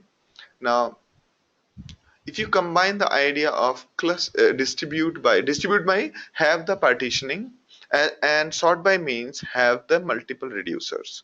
Okay, so basically if you combine a partitioner with order by, then the resulting is the good sorting using multiple reducers. Basically, distribute by X make sure that the range is not overlapping. So if you enable distribute by, so part 1 will contain apricot and apple, boy, boat, and part 2 will contain zebra and Jew. Okay, let me just fix it. Yeah, part 1 will contain something of this. Okay, so after distribute by, okay, so that's a difference. So distribute by essentially is saying we are going to use MapReduce partitioner, and sort by says ki, okay, we'll have multiple reducers while sorting. If you combine the two, the resulting is the the correct way of order by, and that's what is done by cluster by. Okay, cluster by. So cluster by is essentially a more scalable version of order by. So you could say select column 1, column 2 from T1, distribute by column 1, sort by this. Okay. Or you could simply say cluster by column 1.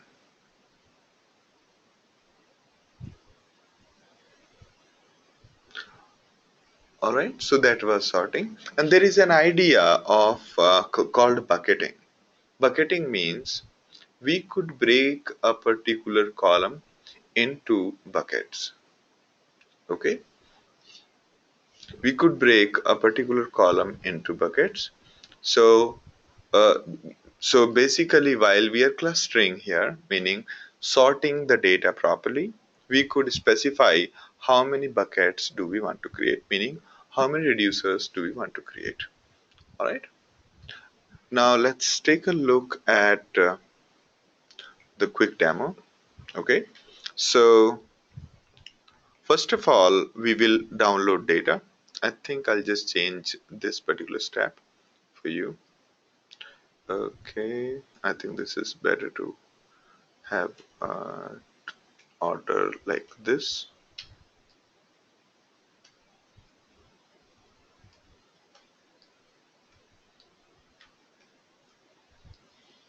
Okay, and I'll remove this exclamation because it means run this command locally, not inside this. Okay, I will say here start Hive using. Okay, here is the say second step, and first step, and then zeroth step. All right, so what are we going to do using Hive? It's a good example. Okay, you might want to make note of it. All right, so I'm going to copy paste the data to send it all, and again send it all. All right, the format may not be good while copy pasting, so you can reformat it by looking at the screen. All right, so first step is let's get some data. I have already downloaded this data and it's available for me. Okay, all right, let me just open my console here, and here is my data. Okay, let me take out in a separate tab so that I don't have to worry about.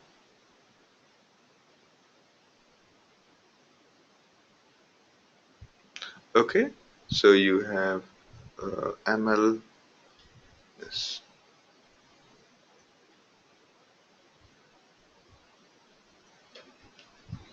Okay, it's a 4.7 MB data. Okay, I've already downloaded this. wget basically downloads the anything, any URL, and for those who are curious and would like to understand more, must actually go through wget. Wget is a very powerful command. You want to download the entire website, you can use wget. Okay, and if you have watched most of these movies like Social Network or something, you'll find people. There are a couple of scenes where Mark Zuckerberg is using wget and downloading the data. Okay, and the wget was the quite useful tool used around. So wget has really good options. Okay, none of my previous work were accomplished without using wget. Okay, so yeah, and you won't be able to escape from the downloading data because the whole big right now most of the project would require you to download data. Okay, so download data, and once we have downloaded data, we can unzip it. Unzip ml. Good, it's unzipped. Now you can see that there's a folder created called ML. Now let's start Hive and create this table. Okay, let's start Hive. Okay, let me increase the font. Okay, so I've started Hive, and now I'm about to say create use SG, meaning I'm shifting to my own database, and then I'm creating a table called udata. Right now this table has nothing.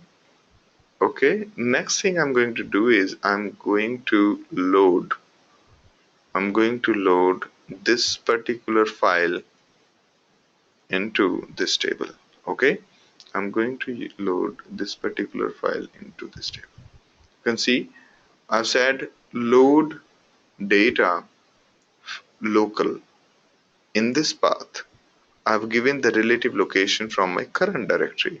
Current directory is where I've extracted this particular file, and then I've said override into udata.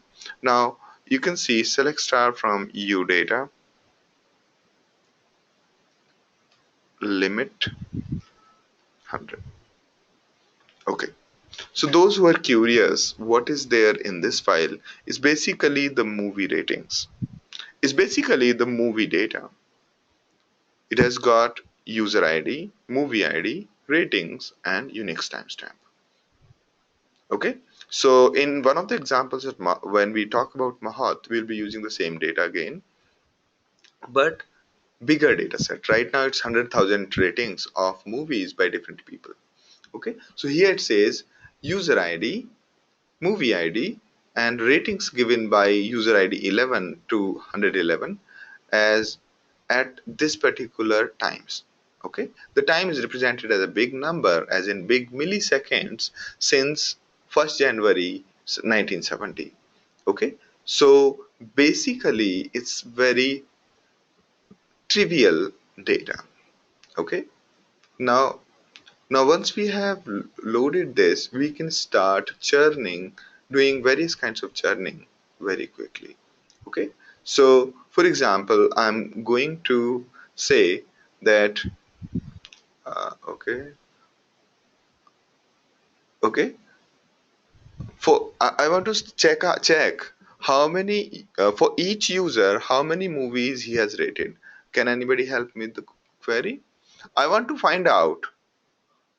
Okay, again let me show you. So what does this have? It has user ID, movie ID, and ratings. Okay, so for each movie I want to, if I have to compute average rating, what will I do? Anybody? So question is uh, what is average rating for each movie? That's the question.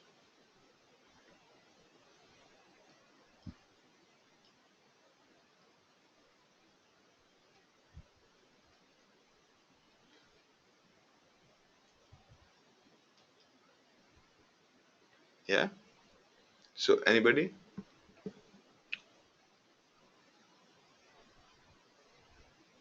Okay, good. Let me try what Sukhvinder has written. Okay, so it says select movie ID average of ratings from table, from what was the table name? U underscore data group by movie ID. Okay, let's see how many errors do we get. It says that expression not in group. Okay, which means, all right, let me correct this. All right, so here I think it is correct.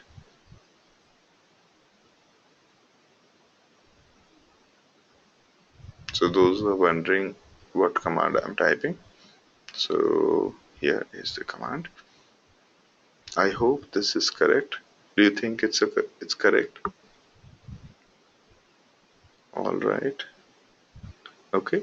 A similar command given by Abu as well, and Suresh as well, and Satyan as well. Good. Okay. Says, yeah, you can see in the job browser that my query has been accepted.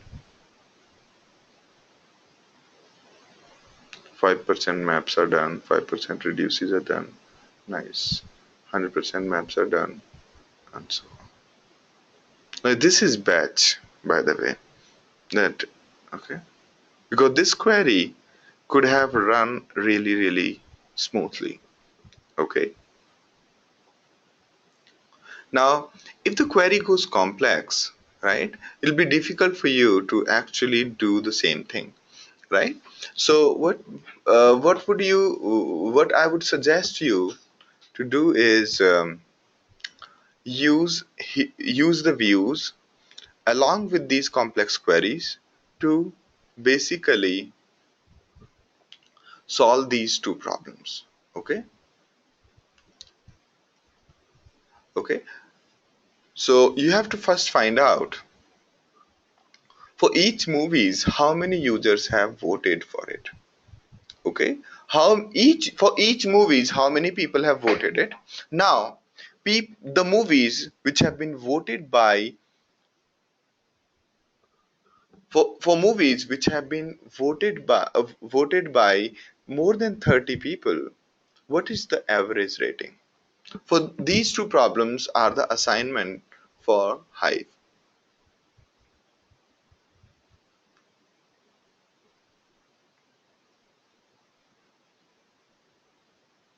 Satyan's question is, since columns are very less, do we need a view in this case? So view is basically required to simplify your query. Okay, when you have say complex query called query within query, you basically represent the inner queries with a view, and then your life becomes simpler. Okay, make sense, Satyan?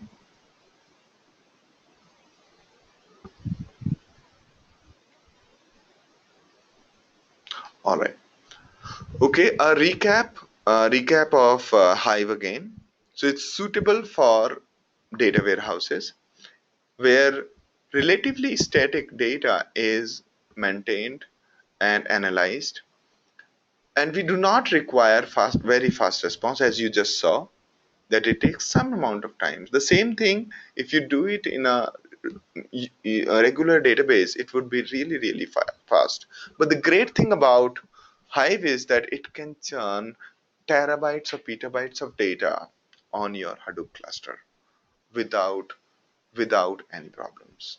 Okay, which is something you can't dream with the regular database. Okay, because the disk reads becomes really, really painful in the usual case scenarios.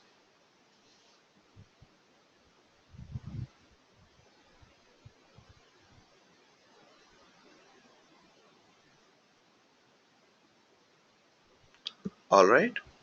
A question from Vivek that he's getting the following error while loading the command. So load data override this.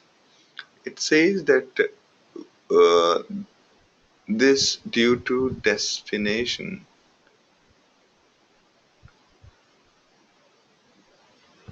Okay,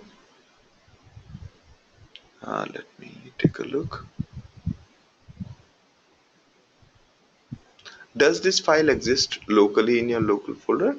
This one? Did you unzip that zip file after downloading?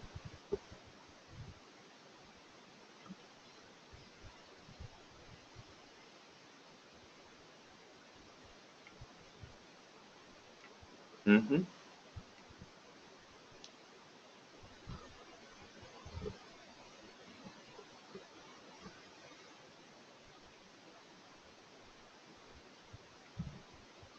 Okay,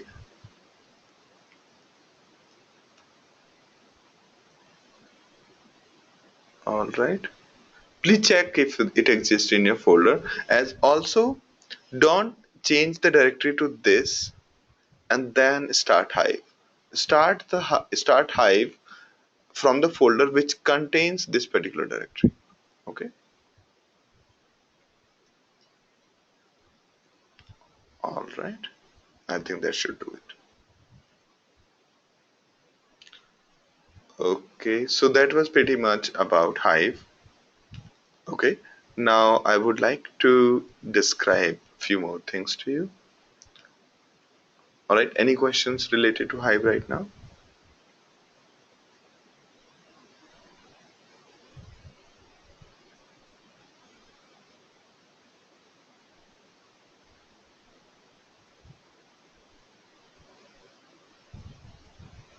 Yes, Vijay and Parvez. Okay. Now, question from Vijay is, okay,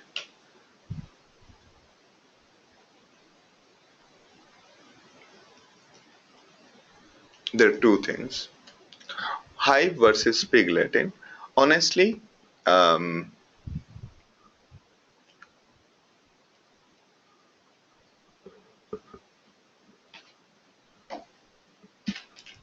okay, honestly, not much of a difference. Okay, not much. Just that Hive is easier for most people. Okay, because everyone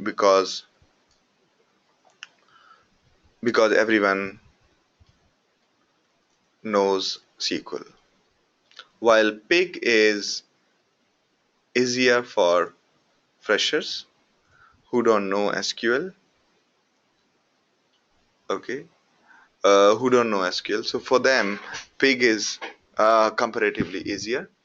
Now, okay, I think I'll just make bullet points here. For this, for Hive, you always have to create tables. Okay, always. Okay. Here, in case of pig, uh, okay, so create tables with all details. Here, it's need not specify. So it's so pig can handle unstructured data easily. Okay, so that's pig, and we have hive. Okay, so and pig provides more control over execution. Okay, pig provides you more control over execution, like you could do the different kind of joins, different kind of as we studied that it provides you different kinds of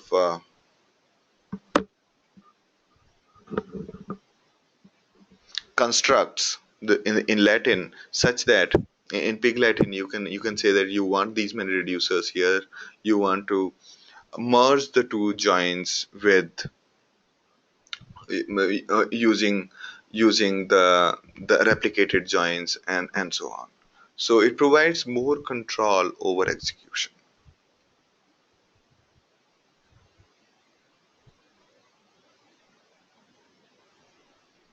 Okay. All right, let me broadcast the assignment. It would be in here. You could go to the subjective assignment.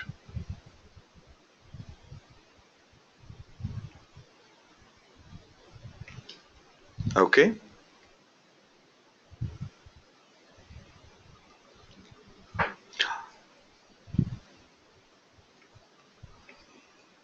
A question, suggestion from Satyan. If you have an existing SQL queries, then we can use Hive instead of Pig. Yes. Good.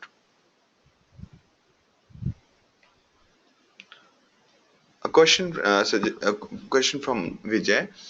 But in Hive, if we make all fields union type, then we can take any data type. Yes, but it's very inefficient for Hive.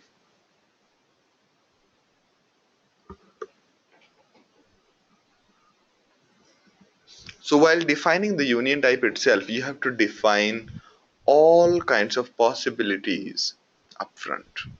Okay, so defining union type is actually far more requires far more syntax than the normal ones.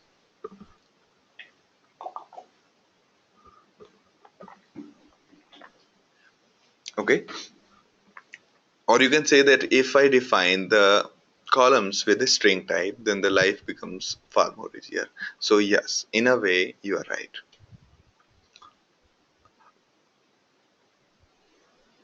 Yes, Hive can also delete the data. So if you drop a table, or if you load the data from HDFS, file moves from source. If drop the table, the data gets deleted. So be careful.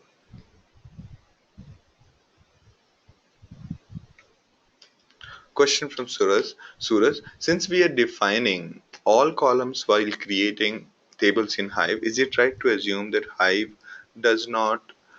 Not really, not really. It kind of makes difficult to handle unstructured data. The way in our first exercise we did the word count using Hive, where we loaded everything into a string column, single field, and then we basically translated it. So Hive is makes it a little more difficult to churn unstructured data, but it does allow you ways to churn unstructured data. Okay, but Pig is very okay with the situation where the fields and the data types are not defined. Okay, so it does, but it's a little difficult.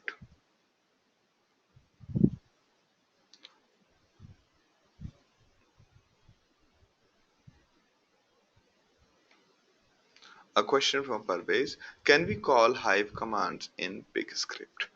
I doubt so. All right,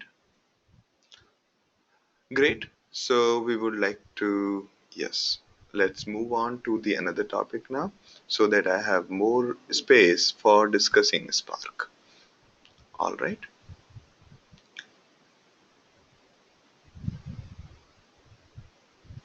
So this is done.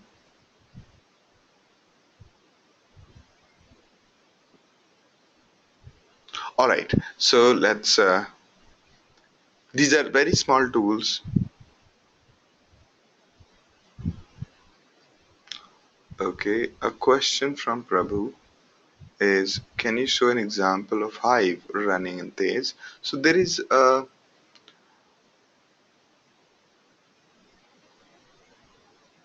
okay, here, while I think you can specify using console.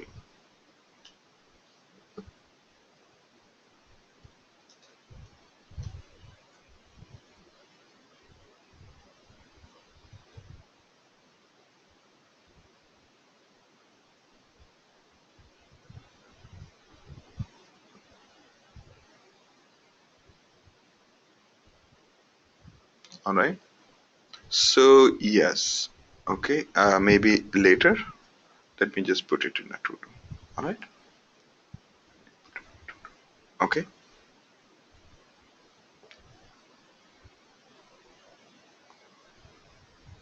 All right. So I would like to discuss Scoop now. Okay.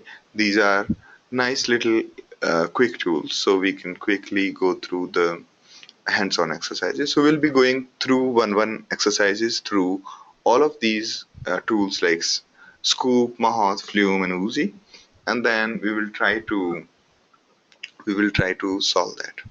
Okay, we'll just go with one example of each. Okay, so what is Scoop?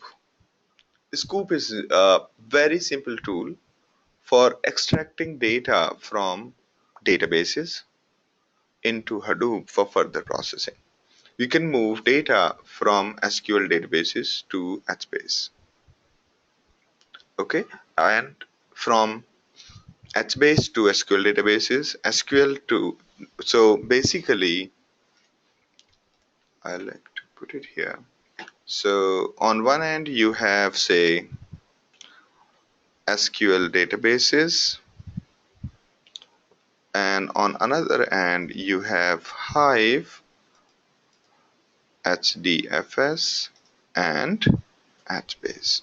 Okay, so you can move the data from SQL databases to HDFS and HBase, and you can also take the data back from all of these locations to SQL databases. All right.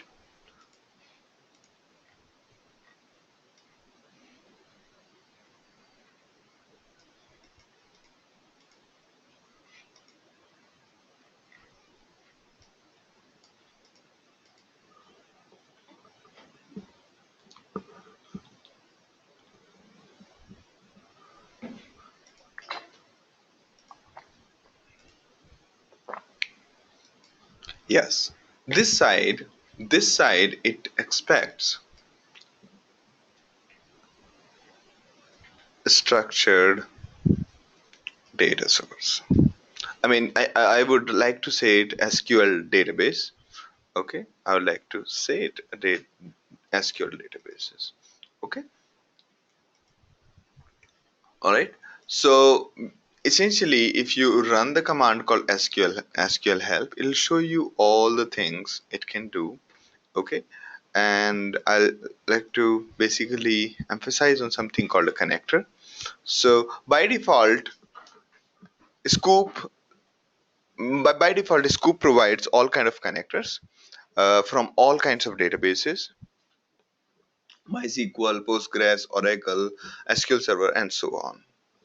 Okay, and the connector is something like a very modular component. In case for your database it's not available, you can write the connector, or you can simply take a generic JDBC connector and use that, because probably every database has a JDBC driver for that database, so you can use the same JDBC connector with SQL. All right, so what is so big deal about this tool? It sounds like a straight away query, right?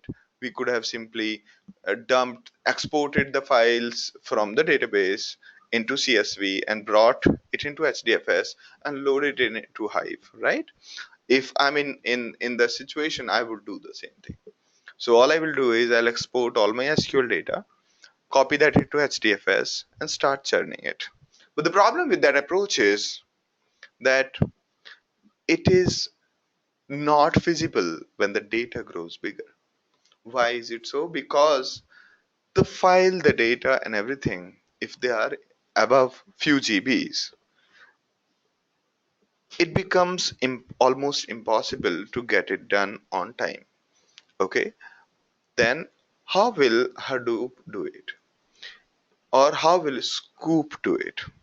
Scoop essentially will break down the work of pulling data from SQL into MapReduce. And how will it break down that? Some of the, let's say there is a huge table containing billions of records, and you want to move that into HDFS. What Scoop will do is it'll assign parts of the table to different MapReduce maps. Okay, it does not have reduce phase, it only have map, because everything is getting done in the map, because there is no aggregation, sorting, or anything. All it has to do is in the map phase, certain subsection of the full table get pulled into the HDFS. Okay, that's what Scoop does. Scoop basically converts the copying process into MapReduce and does it at a fast speed. Okay, so we are going to do a quick uh, session. So I'm logging into my SQL, creating a temporary table, and then import that onto my. So right now I'm logging into this machine, which is containing my um my database which I want to import. So this is SQL. This machine is basically an SQL. Okay, MySQL. You can see that. Okay, uh, so I can say show databases. It has ScoopX database. Okay, so I'm saying use ScoopX. Nice. So I can say show tables. Nice. We have three tables: employee, sales, and widget. Okay, these are some dummy data we have. We will try to copy this data to Scoop using standard MapReduce. All right. So here we have already created this database called Scoop. Okay, and the important part, if you are creating your database, okay, so if you are creating your database, make sure that your database is accessible from all the nodes. Okay, if you're creating a fresh data, so why is it so? Let me this is the only, probably this is the only important part which you all need to know. Okay, so let me try to draw. I'm deleting it. So let's say there is this huge database. Okay, this is your huge database, and there are map 1, map 2, map 3. Okay, so this is like machine A, machine B, and machine C. Okay, these are running, these are trying to take and so this section of the table is being pulled by this. This section of the table is being pulled by B, and this section of the table is being pulled by C, right? Now, and they will basically put it into HDFS. They'll put it into HDFS here. So here you have HDFS. Okay, HDFS is what you have here. All right. So now you can see how bad my handwriting looks. Okay, so basically, you have this SQL database on one side, and you have these mapped. Okay, so this is just a map phase. There is no reduce phase. So just after map phase, it will put the data into HDFS. Okay, so now since every machine A, B, and C, these are three machines. These three machines are going to connect to HDFS. Okay, or let me just try to draw the arrows, or these arrows could have been the other side. Okay, the like this, like this. So A is pulling data from this database, B is pulling data from there, and so on, and taking it to HDFS.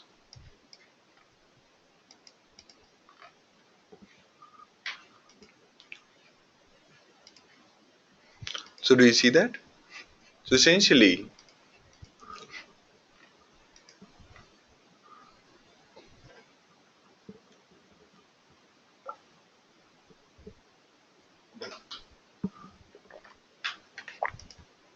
that's why I'm saying here that allow grant privileges on this database to this, all of the node. In case you are wondering whether these nodes can contact or not, try doing go to SSH on every node, and then try to connect MySQL from everywhere. Okay, and then try to see if it can access the tables. All right. Now, this table is what I have created as an example.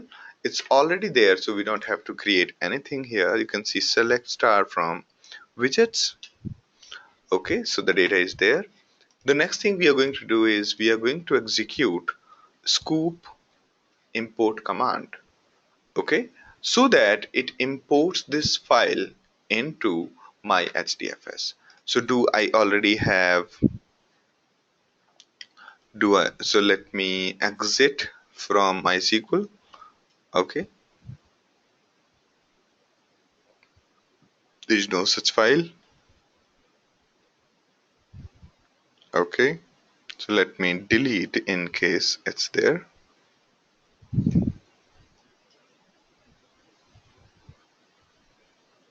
All right, it's not there. So I can happily execute my import command. It says scoop import connect to my HDFS, sorry, my JDBC, MySQL database, connect via JDBC to my SQL database, and then take this particular table, take this particular table and use only one mapper. And here is my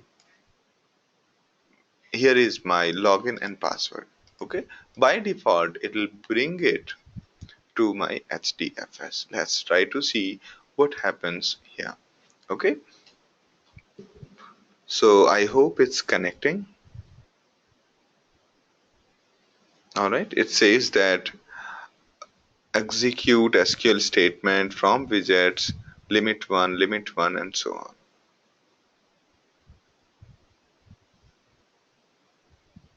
Okay, so it says that my progress is MapReduce 0%.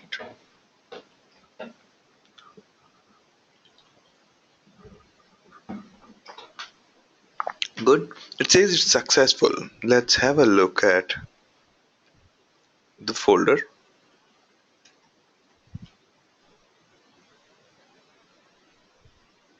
Good. So it has been imported. The table contains, okay, do you see that?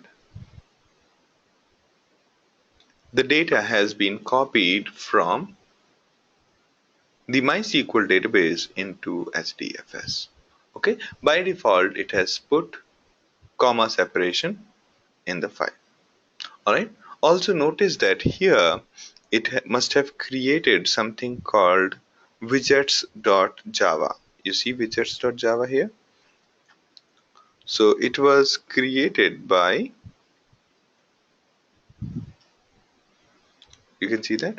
So it has been created on December 5. We can delete this widgets.java, and then if we run it again, it'll create widgets.java for us. Okay, and what is widgets.java? Is basically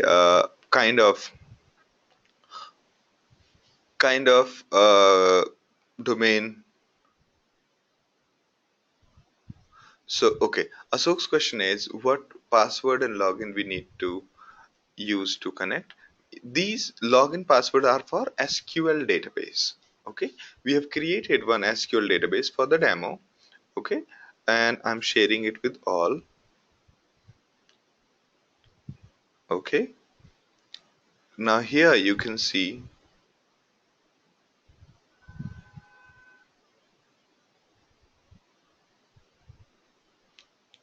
Okay, so a question from Rajiv is that is there any limitation on scoop import on data type? Not really, not really. Most of the data types can be imported. Okay, and but binary would have a problem with scoop. Okay, I'm not sure how they have modeled it. Is anybody having a video and audio lag? Because Prabhu is experiencing the lag. Prasant says no. I just need one vote. Vishnu says no. Sorry, Vishnu says yes, while Muhammad is saying no.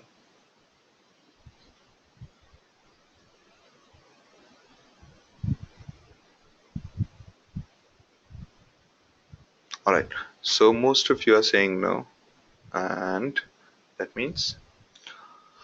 Alright, so even if I get one vote, that means I'm okay. It's just the software or maybe the network connectivity. Alright, so now the next thing we are going to do is we are going to import. So one is that whatever table we have created, we could import it into Hive by using things like create Hive table. What does create Hive table do?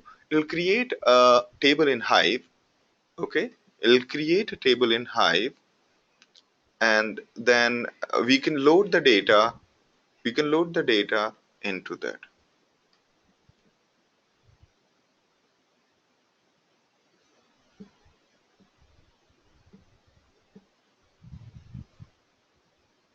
Okay, so it has created a table in Hive.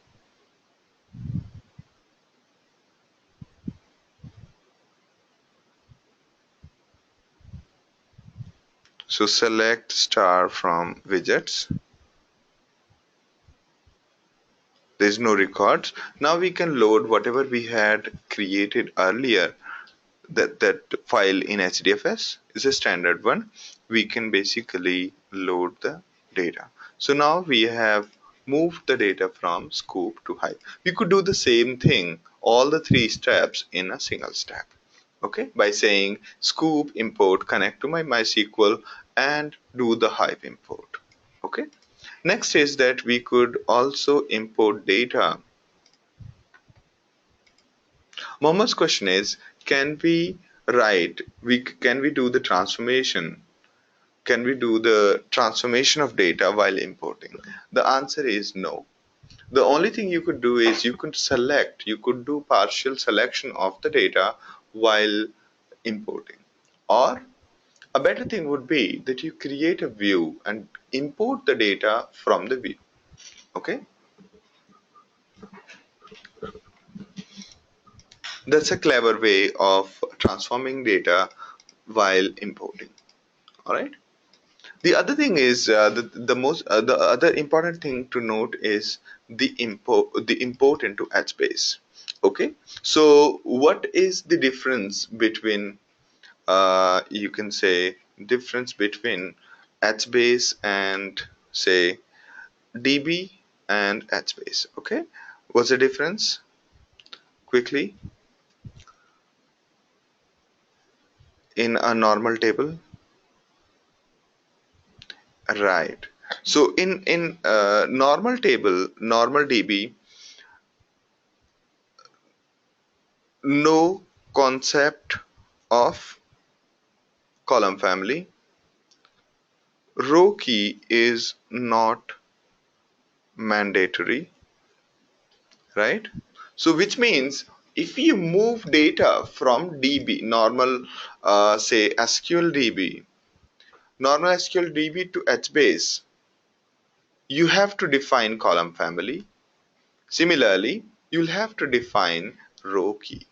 Okay, so that those features are well provided by Scoop. Okay,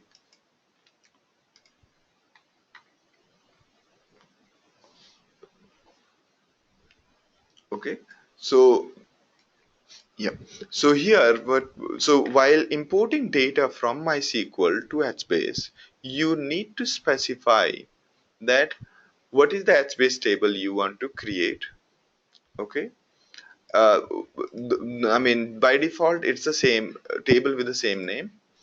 Next is what are the column family. So generally you can import data in one shot into a single column family. Okay, if you want to again import data into multiple column families, you can again import the data from the same table, specifying the different column family. This time the data will go into different column family from the same table.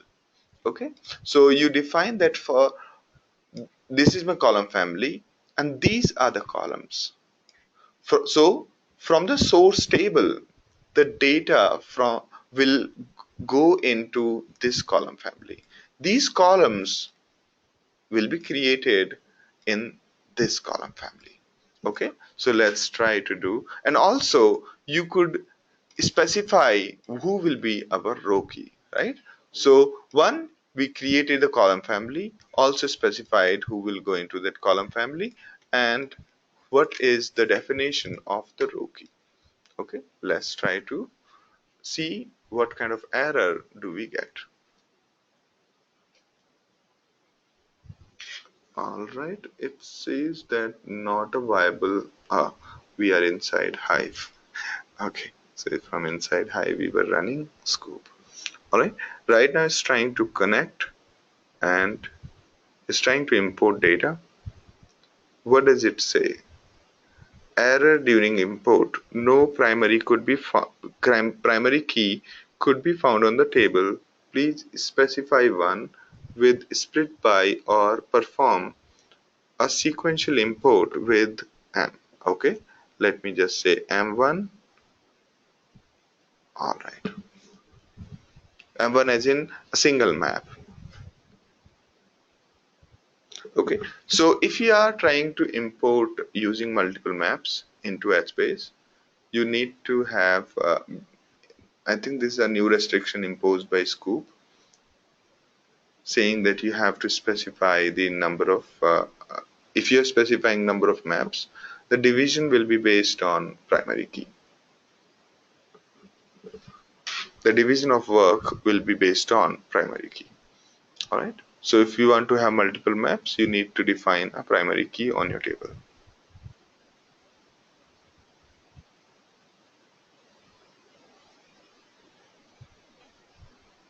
So Anyan's question is primary key of RDBMS is equal to row keys. Yes.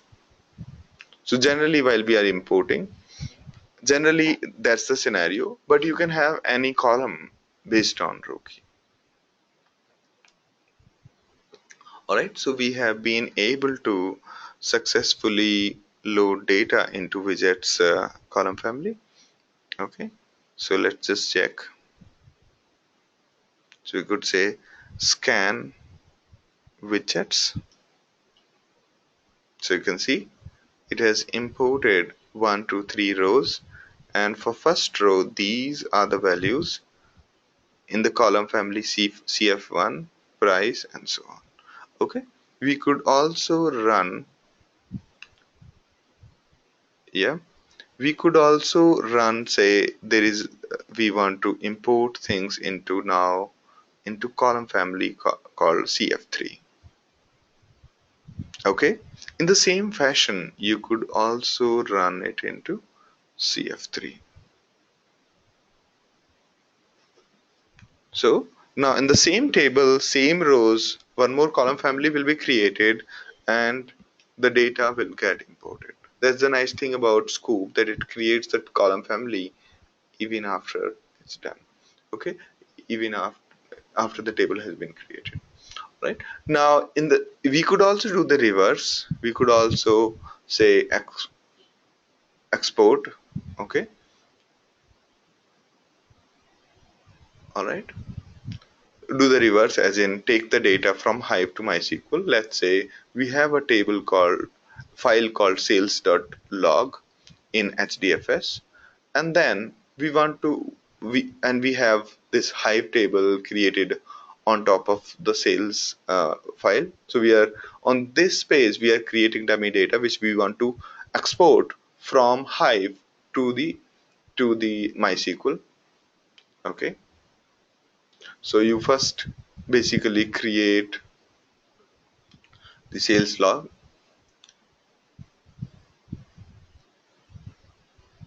Okay, and then once you're done with that, then you start importing that. Let's just check if we have already.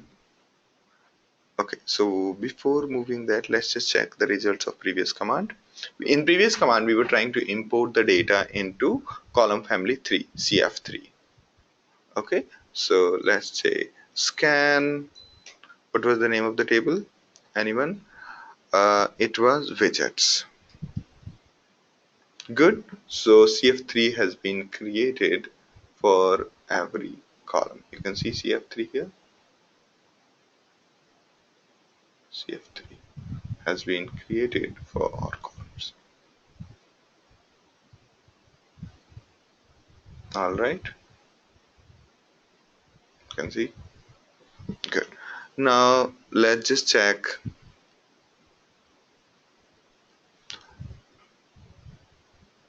All right. Now we want to see how we move the data from.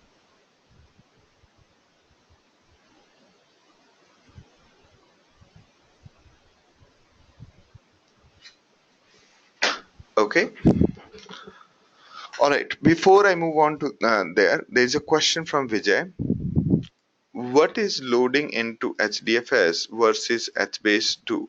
Okay, so HBase is a database, proper database. In HDFS, we basically converted our table from MySQL into comma separated file in HDFS, right? When we said uh, scoop import data from a database table into HDFS, all it did was it created a CSV file. Now, when we said scoop import data from MySQL to HBase, now it's trying to create a table inside HBase. Okay, that is the difference.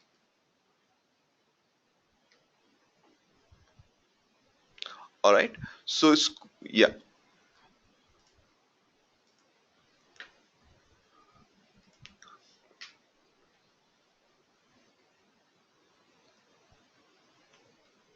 a question from Anion.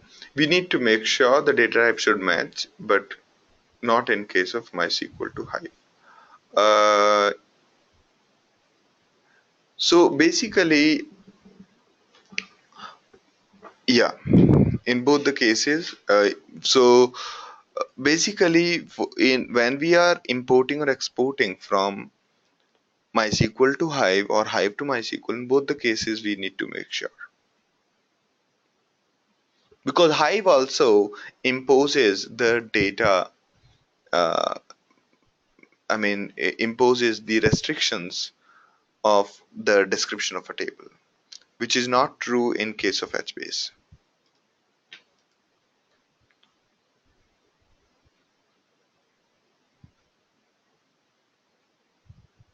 Uh, no, I did not get your question, Vijay. Calling Hive table from Scoop. Did we call Hive table from Scoop? Not really. No, no, no. I think we are talking very different things. Yes. So this is the command we use to pull the data from MySQL to HBase. Okay. So what is it that we were trying to do?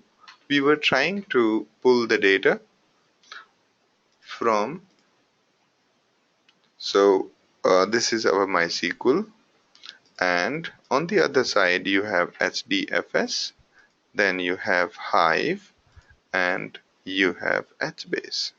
Okay, so first thing we did was we pulled the data from HDFS, MySQL to HDFS, then we did from HDFS to Hive, and then that was the first example we did. This was the first example, this was the second example, and then there was third example where we directly created the data, imported data from MySQL to Hive. Then fourth example we did was we pulled the data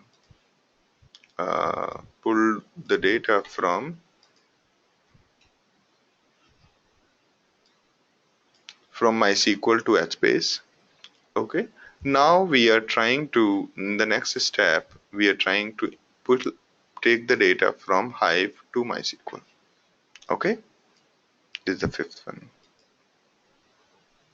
Yes. All right. Now let's try to create the take the data from Hive to MySQL. Okay.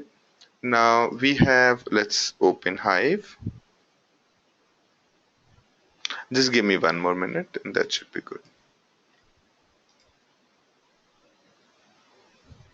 Yes, Hive lives separately than HBase. Okay. Now in Hive, let's say select star from sales.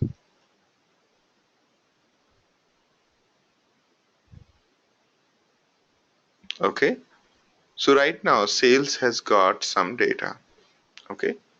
We want to take this table and put it in the,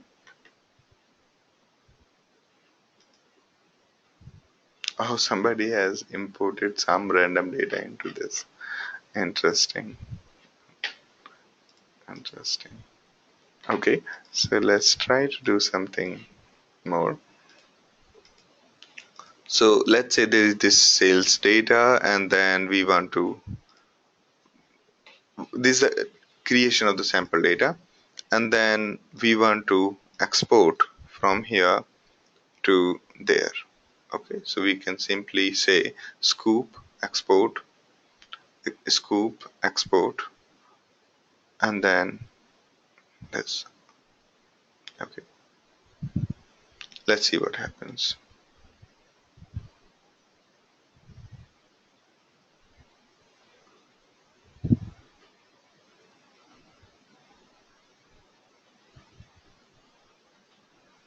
All right.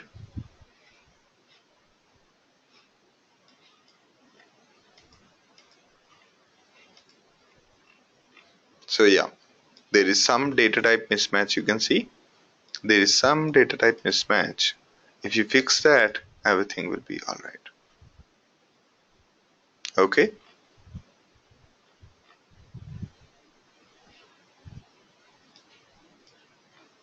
All right. So that was pretty much with respect to importing data and using Scoop. All right. So thank you very much and see you tomorrow. Bye bye. Have a great day. All right. Also be ready to spend maybe 1 hour more tomorrow. Okay. Vijay, feel free to drop me a message on support at No Big Data. I'll be able to answer your questions. All right. It'll be difficult for me right now. All right, Vijay. Just drop me a mail and we can have one-on-one discussion.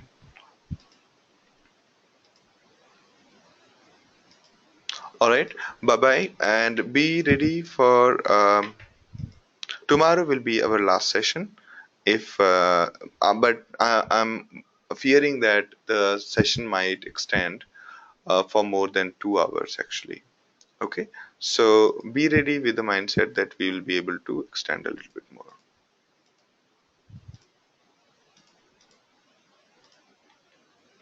So class will end after 1 hour, or maybe we can have on some weekday somewhere. Okay, we'll see it tomorrow. Okay, we'll see it tomorrow.